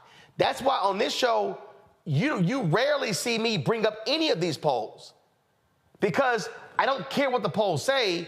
We're trying to give people information about policy and not a poll. Right. But the other point I'll make, because I'm just trying to put in perspective for you what these polls really mean. Oh, no, man, I know what they mean, but I'm just saying, I got to go ahead. Hold on, let me finish. It's also connected to what we were talking about earlier about these AI images. What Trump is trying to do, and these polls kind of play into it, is make more Black people feel like there is, voting for Trump is not something that is so far out of the realm of anything legitimate. Voting for Trump is something that more Black people are starting to get on trend with. That's what they're trying to make folks feel. And so, like, when you look at the AI pictures that Trump is doing, I think the difference between this and that is that when he previously was campaigning, he had Blacks for Trump, those folks standing behind him. And when people started to investigate, they were frauds too. Right. I was going to say, right. Let me finish. You had the one guy, when you looked into it, he was actually I saw a documentary where he was allegedly a part of a cult. I mean, he was a part of a cult, probably the most prominent Blacks for Trump person. So with these AI images, what they're trying to do is say, okay, if you don't see yourself reflected in the normal Black for Trump folks that you see at rallies, look at these pictures of Black people who look like you do, who look like your everyday neighbor, or look like who would probably be your friend. Look, they are accepting of Trump. And so I think between the polls and between the AI pictures, what they're trying to do is run a campaign that basically is saying it's not that extreme, or it's not that weird for Black people to be into Trump. So that's why I think it's important to have that perspective for people to understand how polls are constructed and how they are derived. Well, and again, at the end of the day, the whole point is to have conversations not about policy, but about that. Over the weekend, I was going back and forth with some of these crazy MAGA folks, these anti-immigration Black people, and this dude, Mark Carter, out of Chicago, I guess. He actually made this comment here. Go to my iPad. He is so anti-immigration. He said, all of America, including the KKK, should join forces to put a stop to you and all other immigrants from invading America. Yep, that's one of the Black people out there who is dancing for Trump. Yep. Wow. Yep. Just understand, he literally is touting. Oh yeah, the KKK too. Enough said. Enough said. All right, y'all. Yesterday in Selma, Vice President Kamala Harris was there for the 59th anniversary of Bloody Sunday, and here is what she said to those in attendance. The fight for freedom, that every person in our nation has a right to be free from the horror of gun violence. And yet today, these extremists stand by and refuse to pass reasonable gun safety laws to keep our children and places of worship safe. Freedom that every person in our nation has a right to be free to love who they love openly and with pride. And yet, just this past year, extremists have passed or proposed hundreds of laws targeting LGBTQ people. Freedom, that every person in our nation has the freedom to learn and acknowledge our country's true and full history. And yet today, extremists pass book bans in this year of our Lord 2024. While they also try to erase, overlook, and rewrite the ugly parts of our past. Fundamental freedoms under assault. The freedom to vote, the freedom from fear, violence, and harm, the freedom to learn, the freedom to control one's own body, and the freedom to just simply be. And understand the profound impact these attacks have on the next generation of our leaders. Just last fall, 15,000 young leaders joined me during my Fight for Our Freedoms college tour. And for them, these attacks on freedom are a lived experience.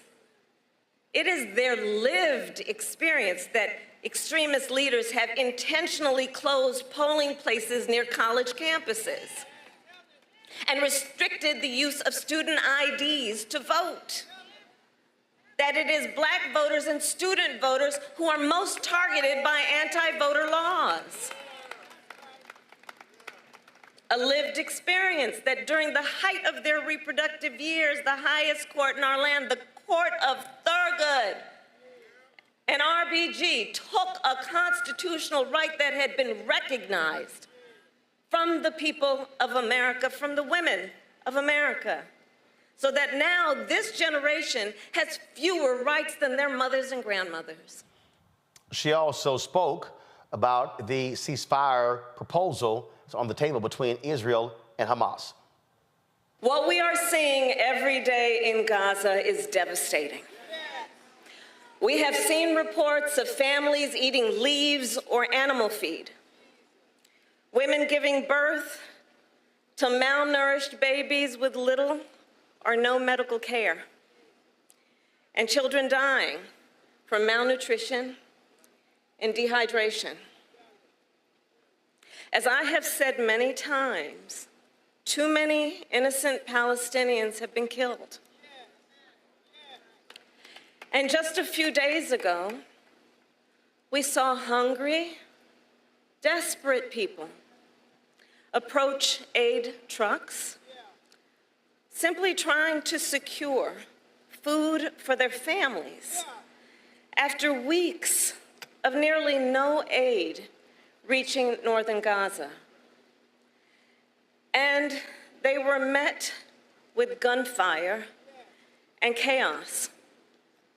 Our hearts break for the victims of that horrific tragedy and for all the innocent people in Gaza who are suffering from what is clearly a humanitarian catastrophe. People in Gaza are starving. The conditions are inhumane. And our common humanity compels us to act. As President Joe Biden said on Friday, the United States is committed to urgently get more life-saving assistance to innocent Palestinians in need. Yesterday, the Department of Defense carried out its first airdrop of humanitarian assistance, and the United States will continue these airdrops. And we will work on a new route by sea to deliver aid. And the Israeli government must do more to significantly increase the flow of aid. No excuses. They must open new border crossings They must not impose any unnecessary restrictions on the delivery of aid. They must ensure humanitarian personnel, sites, and convoys are not targeted. And they must work to restore basic services and promote order in Gaza so more food, water, and fuel can reach those in need. As I have said repeatedly since October 7, Israel has a right to defend itself. And President Joe Biden and I are unwavering in our commitment to Israel's security. Hamas cannot control Gaza, and the threat Hamas poses to the people of Israel must be eliminated. Hamas is a brutal terrorist organization that has vowed to repeat October 7th again and again until Israel is annihilated. Hamas has shown no regard for innocent life, including for the people of Gaza, who have suffered under its rule for almost 2 decades. And Hamas still holds dozens of hostages for nearly 150 days now. Innocent men and women, including American citizens, who were brutally taken from their homes and from a concert. I will repeat, the threat of Hamas poses to the people of Israel must be eliminated. And given the immense scale of suffering in Gaza, there must be an immediate ceasefire. For at least the next 6 weeks, which is what is currently on the table. This will get the hostages out and get a significant amount of aid in. This would allow us to build something more enduring, to ensure Israel is secure, and to respect the right of the Palestinian people to dignity, freedom, and self-determination. Hamas claims it wants a ceasefire. Well, there is a deal on the table. And as we have said, Hamas needs to agree to that deal. Let's get a ceasefire. Let's reunite the hostages with their families. And let's provide immediate relief to the people of Gaza.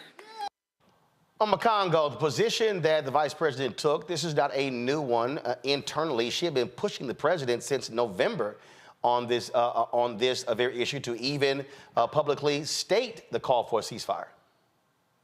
Yeah, absolutely. And I feel like people have unfairly criticized her and saying that she hasn't done enough. I mean, she's the vice president. She's not the president. You know, they've gone after the fact that, you know, she has a Jewish husband, all of these different things that were just unfair. And so, you know, when she was making that speech, you know, we can tell like the audience was kind of like, I don't know if this is the spot. But as soon as she went to that ceasefire part, you know, people were with her because that's what we want. And I do believe that even though they try to downplay what happened in Michigan, you know, last week, this is not something that became all of a sudden something they wanted to do because of what happened in Michigan. Because like you said, she's been pushing for it for a while behind closed doors. But the fact of the matter is we're getting closer to the election. And when you have 100,000 people who decide to vote that they're not committed, they had to make an immediate step to show that they're committed to doing something different. We see that a member of the Israeli government is coming, you know, Gantz, who's coming later this week, who's going to be meeting with Harris, who's one of Netanyahu's enemies. And, you know, Netanyahu's upset because he's afraid that there might be a type of pivot. And look, I think that it's going to go so far that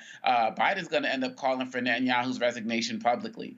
And I feel like they need to go hard. There are some people that they've already lost because of what has happened. They are not coming back. But I feel like there are some people who can be swayed to come back to the Biden camp, and some people who aren't sure, they wanted to see where this is going to go, who are going to be pleased by this. And so many people feel it's way too late, but you're there, you're honoring somebody like a John Lewis and a Dr. King and the like. Dr. King said the time is always right to do right, and that's what Vice President Harris did and what she said. Right, Rena? Well, I'm really glad to see the vice president really separate herself more publicly. As you stated, this is not the first time that she has said this, but I'm glad to see her continue to reiterate where she stands, because it can become very easy to say, okay, well, whatever the president says is what everyone in the administration believes. And I know from being an elected official, you always want to speak for yourself, and you don't want voters and the public assuming that you stand with somebody who may have been your running mate. So I'm glad to see her just perfectly articulate exactly how she feels on this issue. And it is important because, as Alma Congo mentioned, what we saw in Mission, 100,000 voters voting uncommitted, that campaign is moving across the country. I'm seeing things here online in Georgia where folks are saying, we don't actually have that here in Georgia, the uncommitted option, but people are talking about skipping the presidential election in the primary, which is the same thing as making the statement of being uncommitted. So that is something that is moving across the country. And so I really, I commend, her making herself clear, because many people, right. She's making herself clear why many people are complaining about how Biden is talking about Gaza while eating ice cream in a very cavalier sort of way. Julian. I applaud the vice president for her statement, and I'm glad that she called for the ceasefire. She's done it before. This is a very public place to do it, and that's why she got the applause. It's overtime for this. Netanyahu is trying to stay out of jail just like somebody else we know, and that's why he's allowing this conflict to go on. There are over 100 people still being held as hostage, but Hamas is basically playing hardball because they want aid. And people are starving. Children are starving. The numbers of people who are starving is just immense. So she was right to call that out, and good for her.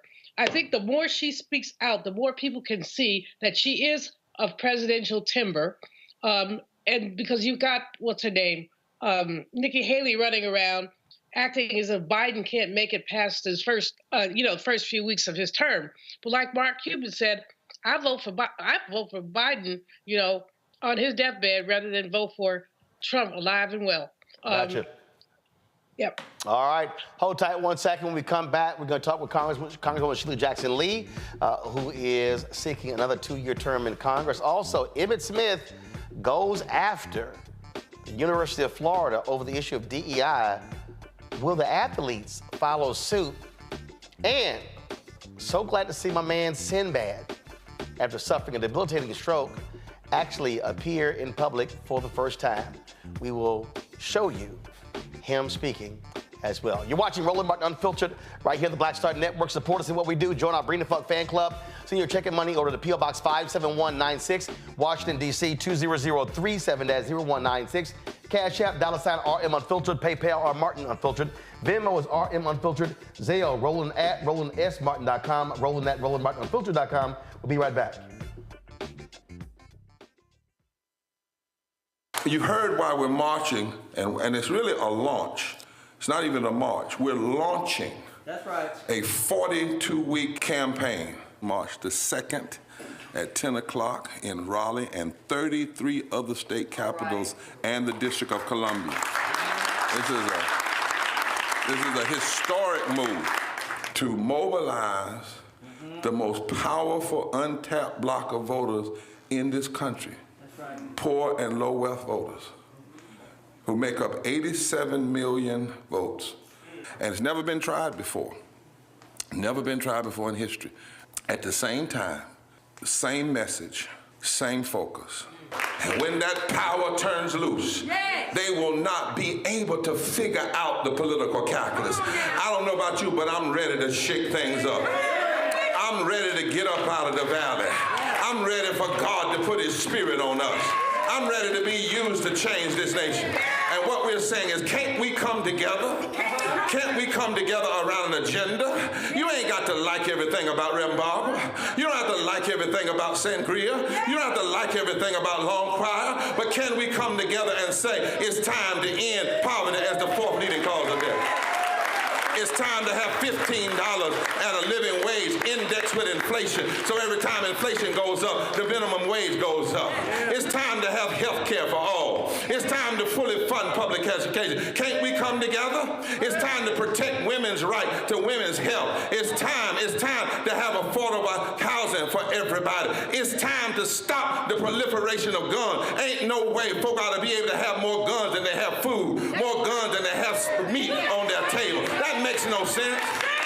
Isn't it time for division to be ended and love to take over? Can't we organize around that? Look at your neighbor and say, neighbor, I don't need to like everything about you, but can't we organize for power? Can't we stand for justice? Can't we love everybody for just a little while? Can't we come up out of the valley? Can these bones live?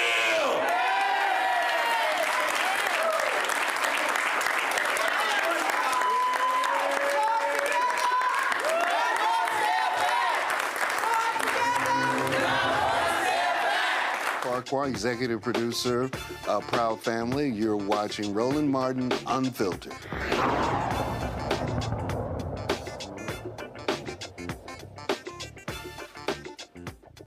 Election day in Texas tomorrow. Earlier we talked with Amanda Edwards, who is challenging Congresswoman Sheila Jackson Lee to represent the 18th Congressional District in Houston, which Congresswoman Lee has represented for the last 29 years. Representative Lee joins us right now. I'm glad to have you back on Roland Martin Unfiltered.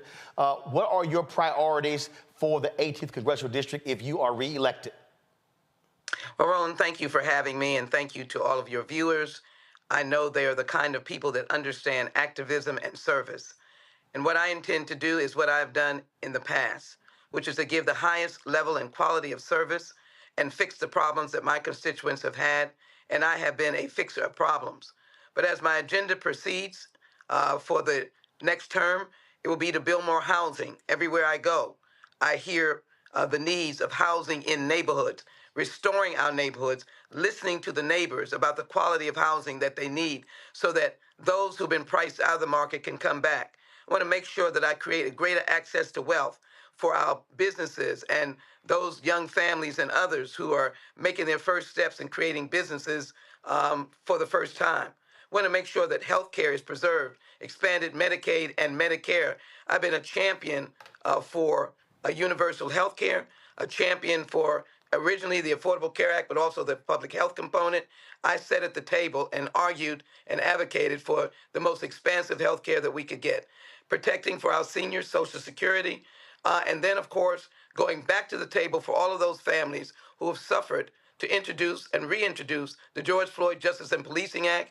I am the lead as a ranking member on the crime subcommittee. We are planning on moving forward to ensure that we can do two things at once: respect law enforcement, but have justice. And that has been the work that I have been able to do. I am known for leading and passing the Violence Against Women Act, making it one of the strongest laws that we've ever had to not only protect women, provide the resources for law enforcement to be able to cure those issues. When I say cure, solve those issues of domestic violence, sexual assault, and provide women with protection and men as well. And then to make sure that we deal with AI in our community, particularly the impact on African Americans, and labor, to make sure that labor is strong. And then one of the things that I'm certainly proud of, to continue to grow the history of our people, as I led and was the first, the author of the Juneteenth federal legislation, created the federal holiday, the only sitting member in Congress that has created a federal holiday, the first one in 38 years, then I want to make sure that we move forward on the commission to study slavery and develop the response to those years. I am not afraid of moving on issues that challenge us, but I'm also not afraid of representing the entirety of my district, which is Latinos, Anglos, African Americans, Asians. I am there to be the problem solver. That's what I hope to do in the next term. You talked about housing as one of the critical issues, but the reality is there's an underbuilding in this country from 2010 to 2020 and 2020 to present day. We are not building homes fast enough. It's the lowest number since the 1940s. How do you, as a member of Congress, do anything about the underbuilding? What do you do to change that? I am a good collaborator. I'm also a person that comes home to the district and does not sit down. I meet people all over, and I have met just a large component of new and young builders who are eager to get into the marketplace and to do the job. So my first task is to collaborate, bring those young builders together, bring them together as a group, and begin to formulate an engine and an energy of home building, giving them access to credit, bringing the bankers here, talking to the private equity community. I've talked to some of them, and they're excited about being in the housing building market. Put them with these young and new builders. Multiply the number of people who are building in neighborhoods. Let the neighbors tell them what kind of housing type you want to have so that it fits the neighborhood and the neighborhood's quality and culture is not lost. I believe that you can do things when you think creatively, just like I did with the $50 million first-time grant to Texas Southern University pursuant to the Inflation Reduction Act, working with Dr. Robert Bullard, the father of environmental justice. We can do things that have never been done before. And since building housing is a commitment, a passion, I want to get those many, many builders that are individually operating, let them work together, and let us begin to move with federal partnership funds from HUD, private equity funds, and then access to the capital markets through our banks, through the CDFIs, and really build for our people and for our neighborhoods, no matter what neighborhood you live in. So I see the solution to the problem, and I want to be part of the effort to bring back housing to our neighborhoods. And every time I say that, there's a smile on the faces of those constituents that I'm meeting with. Your opponent says she wants to change systems and how things work, such as money that comes back to the state. I said, well, the money comes back through community development block grant funds, and oftentimes that goes to the governor of Texas, and doesn't necessarily come back to the cities. Speak to that, because that's what I've heard from black mayors as well. They say, hey, don't send the money to these red state governors. Get the money directly to mayors of these cities, a lot of them who are African-American or who are Democrat or who are nonpartisan. Your thoughts? Well, first of all, that has been an issue that myself and the Congressional Black Caucus and the Progressive Democrats have been working on. It's an issue that I know about, that I understand. First of all, in disasters, there's something called the Stafford Act. One single member that's a freshman will make no headway in any change of any system. What has to happen is a massive overhaul of the legislation and advocacy, and you have to do the work.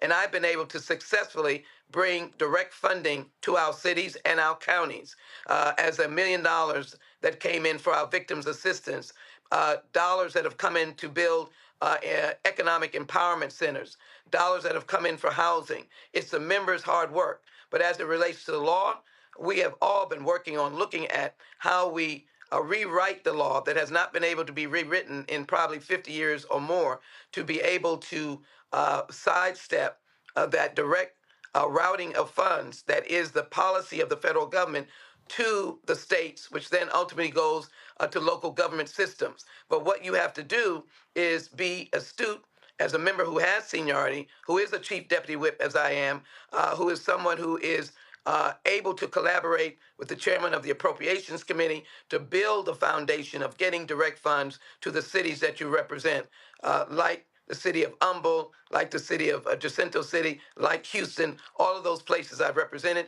and I've been able to get direct funding to them. It is the knowledge, it is the experience, it is the can-do, working with other members of Congress of equal seniority and understanding and wanting to help Sheila Jackson Lee in her particular district. We want to make system changes, but that takes a very long time, and the Stafford Act has not been changed in decades. So we don't want to give up, but we want to find alternatives to put money in the pockets of our great mayors. And I believe in collaborating with our mayors. I've collaborated with every single mayor that I have had the privilege of representing, including bringing enormous dollars to them during disasters. Hurricane Ike, Hurricane Rita, Hurricane Katrina, which it did not directly hit us, but the people who came, we had to provide resources for them. And of course, Hurricane Harvey, I provided and led on the effort of $155 billion to be brought back in order to help the people here and get extra money to help small businesses restore themselves. I initiated that effort under Hurricane Harvey.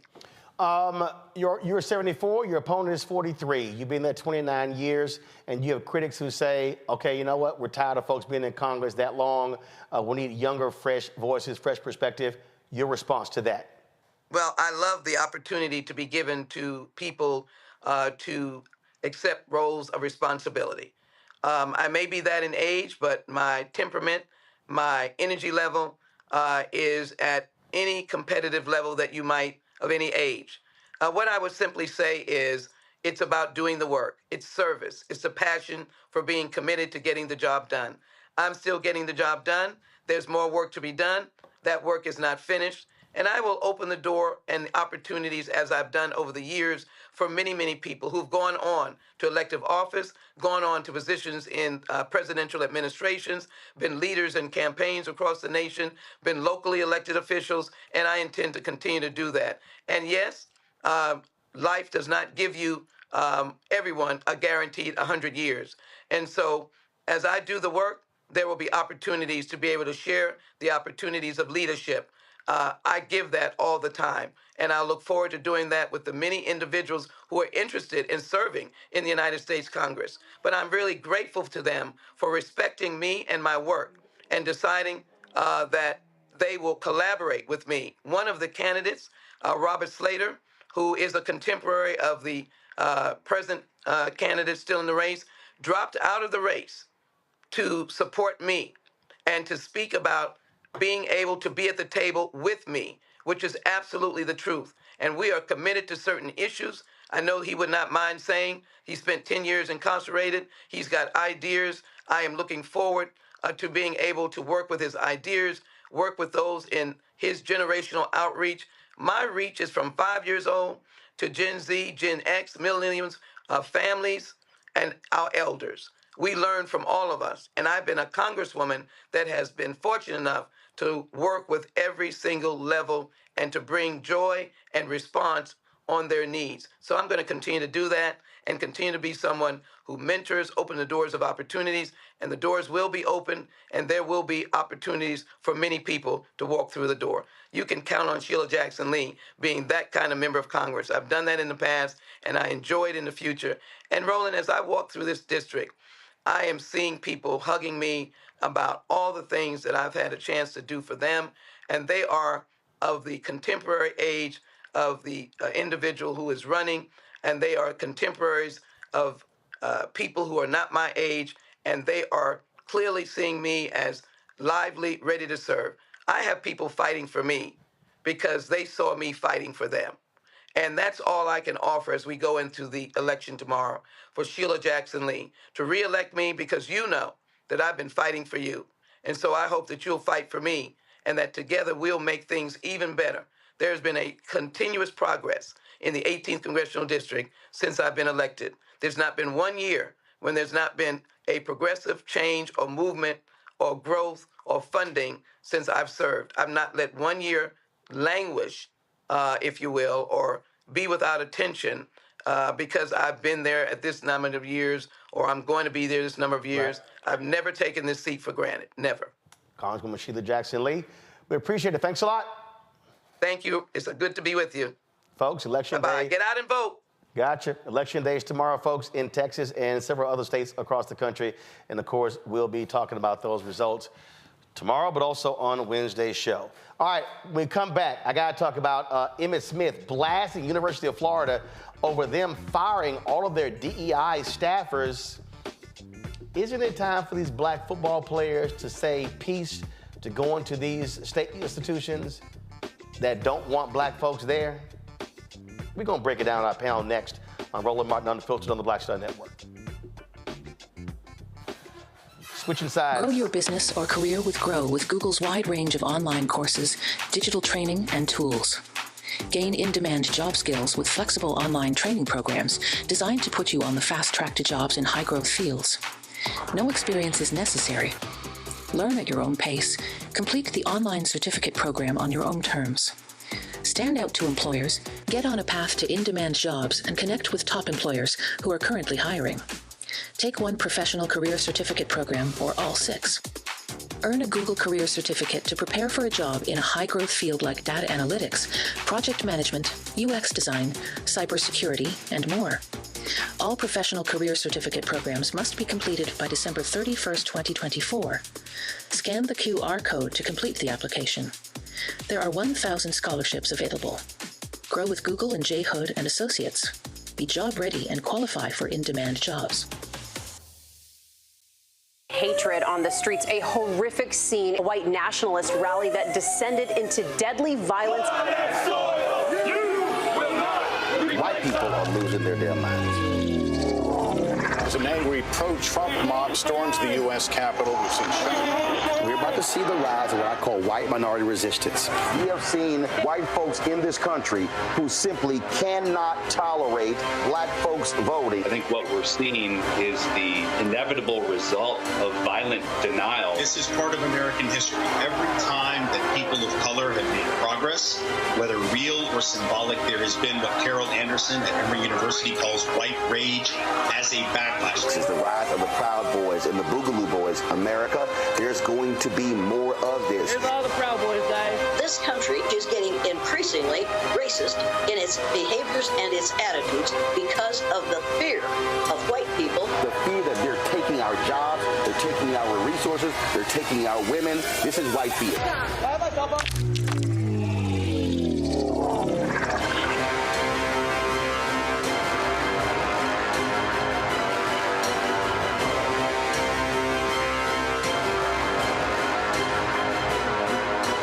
Dee Barnes, and on the next frequency, Professor Janelle Hobson joins us to talk about hip-hop and its intersection with feminism and racial equality, plus her enlightening work with Ms. Magazine and how the great Harriet Tubman connects with women in hip-hop. So it was not hard for me to go from Harriet Tubman to hip-hop, honestly, because it is a legacy of Black women's resistance and Black women supporting our communities. That's what Harriet Tubman did. That's on the frequency on the Black Star Network.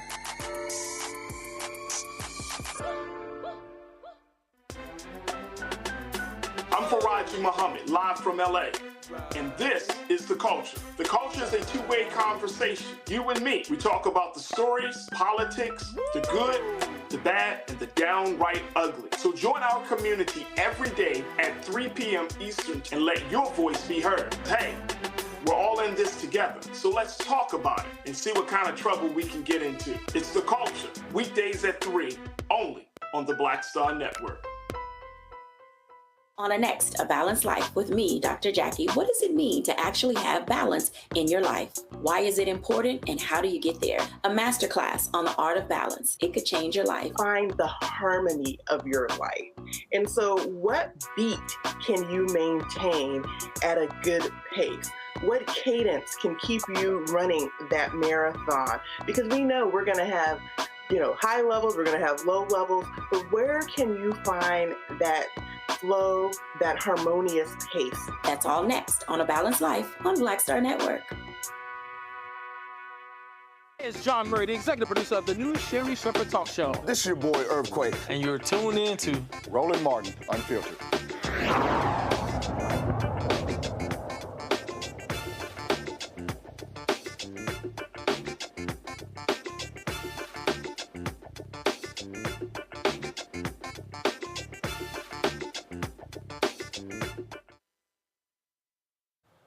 Pro Football Hall of Famer Emmitt Smith, the NFL's leading rusher for his career, dropped the bombshell blasting his alma mater for firing all of their DEI employees. Now remember, the state of Florida banned DEI across all state institutions, and Emmitt Smith was not having any of it. He dropped this statement right here. Emmitt said, quote, come on guys, thank you. I'm utterly disgusted by UF's decision and the precedent that it sets. Without the DEI department, the job falls to the office of the provost, who already has their hands full to raise money for the university and continue to advance the academic studies and athletic programs. We cannot continue to believe and trust that a team of leaders, all made up of the same background, will make the right decision when it comes to equality and diversity. History has already proven that is not the case. We need diverse thinking and backgrounds to enhance our university, and the DEI department is necessary to accomplish those goals. And instead of showing courage and leadership, we continue to fail based on systemic issues, and with this decision, UF has conformed to the political pressures of today's time. To the many minority athletes at UF, please be aware and vocal about this decision by the university, who is now closing the doors on other minorities without any oversight. And to those who think it's not your problem and stay on the sidelines and say nothing, you are complicit in supporting systemic issues. Now, a lot of people out there, obviously, especially your MAGA right-wing folks, have been critical of Emmitt Smith, but he's getting a lot of support, and he's right on the money. And the reason why this is important, folks, is because when you have athletes, former athletes, legends, icons dare to stand up and to challenge conventional thinking, then you're going to see, I believe, a fundamental difference. Now, some of y'all may disagree with me and say, well, I don't really know if that's the case. Do y'all remember when a brother out of Mississippi State dared to say, I'm not playing under that Confederate flag? And then what happened? They quickly moved. Remember this story right here? This brother, give me 1 second. Let me pull it up here, unlock it. There we go. All right. Remember this story right here? Mississippi State running back. I won't represent this state until flag is changed. And when Kylan Hill made that particular comment, he, of course, was one of the top rushers in the NFL, in college football. Folks, it did not take long for them to change the state flag. Literally, the white racists in Mississippi, Republicans, have been fighting for a long time to keep that Confederate emblem on that state flag. When that brother and other athletes started saying, we ain't having it, and when those white head coaches started telling those lawmakers, the black players not coming to our state, they immediately changed that flag. Y'all might remember University of Missouri, when they also announced they were going to boycott over issues. That led to top university officials resigning and massive changes at the university. This is what we know. There is power from athletes. A few months ago, when Texas A&M, they screwed over Kathleen McElroy, A&M graduate, I called on athletes, 4- and 5-star athletes, to tell Texas A&M, peace, if you can't hire black folks after they graduate, then I'm not coming to your university. And I called on a bunch of former athletes to stand up. Many of them were silent. And so, if we're talking about changing here, right now in Alabama, the mayor of Birmingham, Randall Woodfin, came out and said, if Alabama gets rid of DEI in the state, black players should not come play football at Alabama or Auburn. And I'm telling y'all right now, college football cannot exist without black players. Ask Bear Bryant what happened when Alabama had his all-white team and USC came to town with all them black players and kicked Alabama's ass up and down the field. Them white racists in Alabama said, we're going to have to go get us some of them, and that's when they were able to go out and recruit black ball players. So I know some people are also saying, well, man, you know what? The owners shouldn't be on these players. Y'all understand something right here? America don't understand nothing but money. And you might remember, black athletes during slavery, they were seen as money, major earners. They still are major earners for Texas A&M, for Florida State, for Alabama, for Auburn, for Ole Miss and Mississippi State, and for Tennessee and on. If we are going to see changes in our society, it's going to take more than civil rights activists, more than black-owned media, more than other advocates doing what's right. And I guarantee y'all, if football players and basketball players say, nah, we ain't coming, all of these states will change those laws quickly. You know why? Because if you're not playing for a national championship in football or basketball, and you're not getting any of that TV money and that playoff money, and donations drop, they gonna buckle.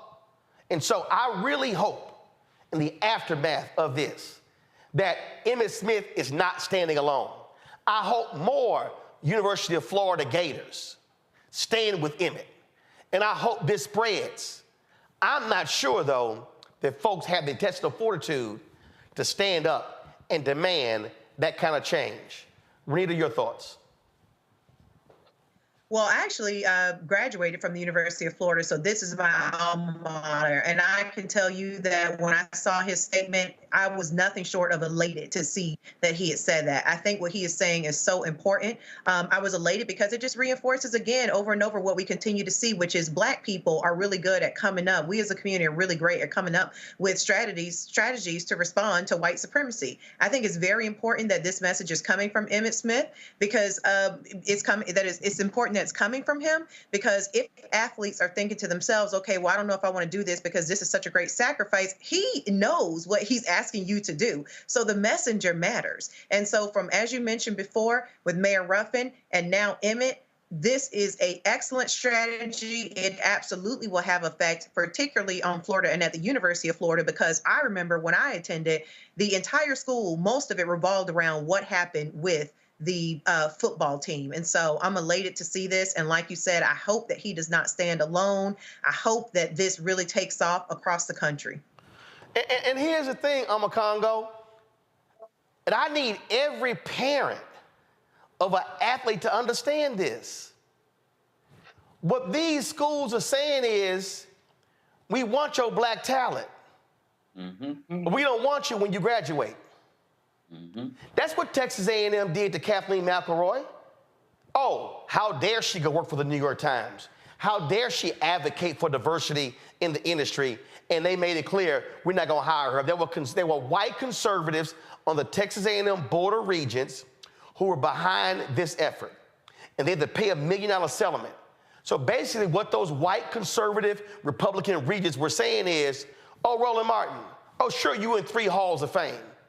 Just found out today I'm about to get inducted to a 4th Hall of Fame, but you ain't welcome to come back and work at the university because you believe in diversity.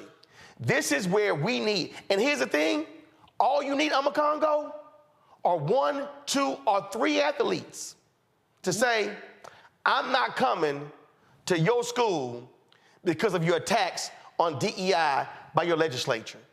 And I'm telling you, it will send a shiver down the spines of every coach and every assistant coach and every recruiter, because they're gonna be wondering, oh my God, who's next?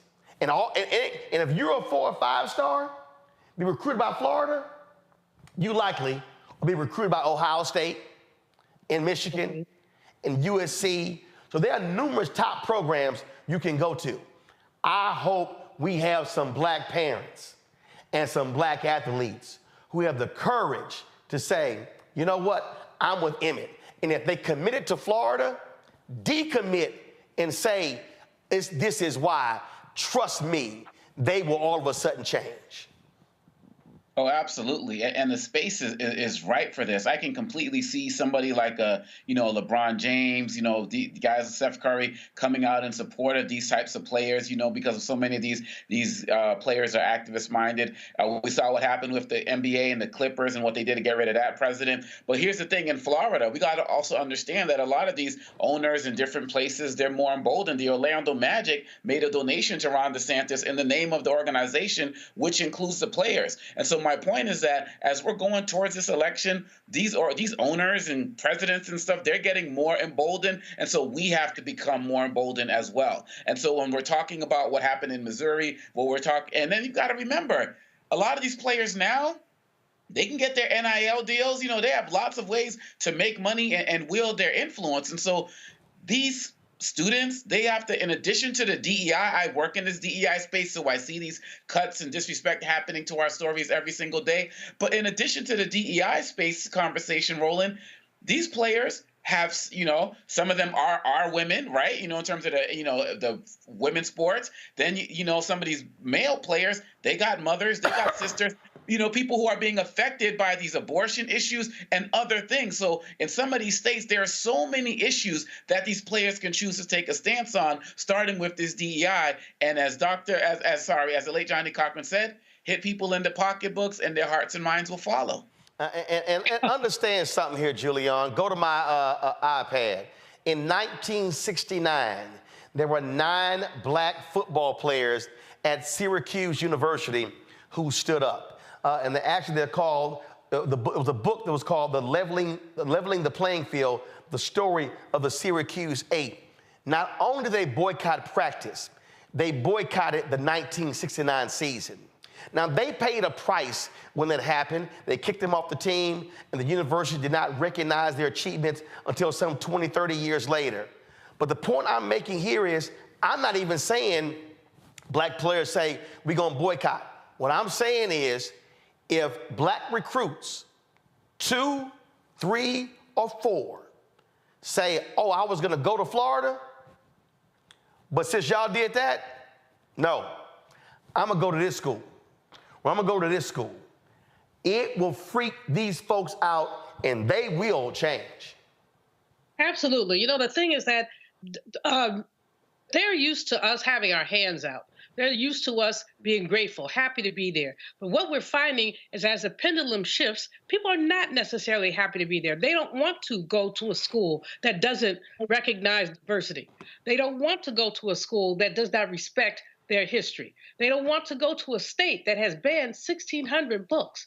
And so you're right. If 2 or 3 or 4 say we're not coming there, we'd rather go to Ohio, Michigan, any place else, they will pay attention. And if one of those players goes to, let's say, Michigan, and Michigan beats the stuffing out of the University of Florida, you know that coach is likely to be fired, likely to be in some kind of trouble. How did you let him get away? Well, I didn't let him get away. Y'all let him get away with your policies. So chickens are coming home to roost, and it's reckoning time.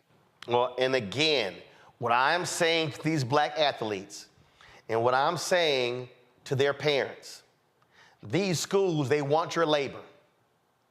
These schools want you running up and down the field. And let me put it to how I put it with Texas A&M. They believe in DEI on Saturday afternoon. They believe in DEI when it comes to Saturday afternoon. And if we are going to change a system, it hits them where it hurts. And with black labor, withdraws its labor. And they are denied black talent. When they no longer have us running up and down the field, running a 4-4 and a 4-5 as running backs, quarterbacks, DBs, and linebackers, oh, trust me, when they begin to see that we have the guts to stand up for our people and say, we don't have to play for you, we can go elsewhere, they will absolutely buckle because America understands money. And I keep telling y'all, if you ain't having a money conversation, you're not having an American conversation. And black athletes represent billions to college football, to these states, to these TV networks. Show them your power. Stand with Emmitt Smith. Let's see it happen. Renita, Amakongo, Juliana, I appreciate y'all being on today's show. Thank you so very much. Folks, be sure to support us in what we do. Look, we built something here other folks not doing. And that is, we're covering the news of the day in a way that nobody else is doing. We're fighting these battles every single day. And when I say we're fighting them, we're fighting them. I don't know if y'all saw my Instagram page. I would love for y'all to go comment on my Instagram page. But you saw today me ask the question on Instagram, on Twitter, on Fanbase. State Farm, how much money are you spending with black-owned media? You saw me ask the question, Pfizer, you're spending billions of dollars a year on advertising. Why so little with black-owned media? You saw me say, Merck, you had a black CEO. How is it that y'all are spending so little on black-owned media? You heard me, you saw me call out several others as well. Let me see, I'm gonna pull them up. I wanna show their logos, y'all. Let's see here. Let me pull them up. AstraZeneca, same thing, another pharmaceutical, spending crazy amounts of money on advertising. I see their commercials and advertisement and billboards all over the place. But again, where's the money for black-owned media? AbbVie, another pharmaceutical. that spends crazy amounts of money, guess what? Black-owned media seeing little of that money. And Bristol Myers Squibb, hold on one second. Bristol Myers Squibb, same thing, spending lots of money on advertising, commercials on ABC, NBC, CBS, CNN, MSNBC, virtually non-existent on black-owned media. Folks, the only way this game changes is when we demand a return on our investment. But in the meantime, your support is critical. So when you give to our Brina Funk fan club, it allows for us to be able to do what we do. Right now, look, this is how transparent I am. And I'll tell you right now, we need to fill 2 positions. Those 2 positions are gonna cost us about $110,000. Let me say it again. And we actually need to fill 3 positions. So if we're able to raise $160,000, we can fill those 3 staff positions. That gives us greater capacity to do what we do. Run your donations, I can't do it. I'm going after these folks. I'm blasting these folks. I'm challenging these folks. In fact, that was another, we got an email, and that was this big meeting they had last week. And it was called the Growth Fronts. And it was a part of the ANA. And you see it was called Diverse Zone and Targeted Media Participants. Now here's the problem. I, along with Urban Edge Networks, Byron Allen, and others, we were a part of the Black-owned Media Collective. We were the ones that started this movement. We were the ones that forced General Motors and McDonald's and Target and 30 or 40 companies under Group M to commit to spending more money with Black-owned media. But let me tell you what they did. The companies shifted from Black-owned media to diverse-owned media. So these folks had a big old conference last week and invited all these companies, you see, and a lot more, but didn't invite us, even though we started this movement. Oh, I've already sent them a letter, an email, and posted them on social media saying, how you not gonna invite the people who started the movement to get us more money? How you not gonna invite us to your growth front? Show it again. How you not gonna invite Black Star Network and Urban Edge Network and Agrio and others to your growth fronts when we started this movement? But you had time to invite a whole bunch of folk who didn't sign the letter. So I need y'all to understand, the only way we can challenge these folks is if we own our own media. You can't do this if we working for somebody else that's not Black-owned. And when we say get Black-owned, you know what then happens? That money then allows us to hire people. You got Black folks and others who've been laid off. BuzzFeed News, LA Times, Wall Street Journal, Vice, talented people who are now out of jobs. Imagine if we were able to generate an additional $2 to $3 to $4 to $5 to $10 million in revenue. We can go from 15 people to 50 people to 75 people to 100 people. I already have the vision laid out. We would have folks, bureaus in Atlanta, New York, Chicago, Dallas, Los Angeles, reporters in Charlotte, South Florida, in Atlanta, again, all over. None of that happens without resources. So to join our Brina Funk fan club, send your check and money order to P.O. Box 57196, Washington, D.C. 20037-0196. Cash App, $RM Unfiltered. PayPal, R Martin Unfiltered. Venmo is RM Unfiltered. Zelle, Roland at RolandSMartin.com, Roland at RolandMartinUnfiltered.com. Y'all have the Sinbad video? All right, so support us in what we do. Last thing before I go, y'all, remember, a few years ago, Sinbad suffered a debilitating stroke. Over the weekend, they had this A Different World tour going to about 10 places all around the country.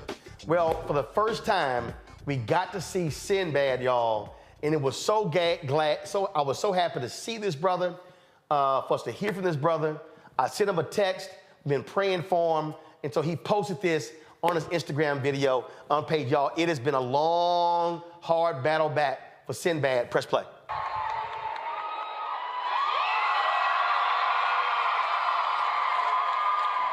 Man, that was so cool. A different world, going to Atlanta, going to Morehouse College on the campuses, and getting a chance to be on a Zoom and say something to the kids. It's wild that the kids even know who I am. That's beautiful. Thank you to everybody who's been praying for me and saying good things and supporting me during this time in my life. It means a lot to me. Thank you so much. God has been with us, and he's carried me. Well, he's carried me through my whole life.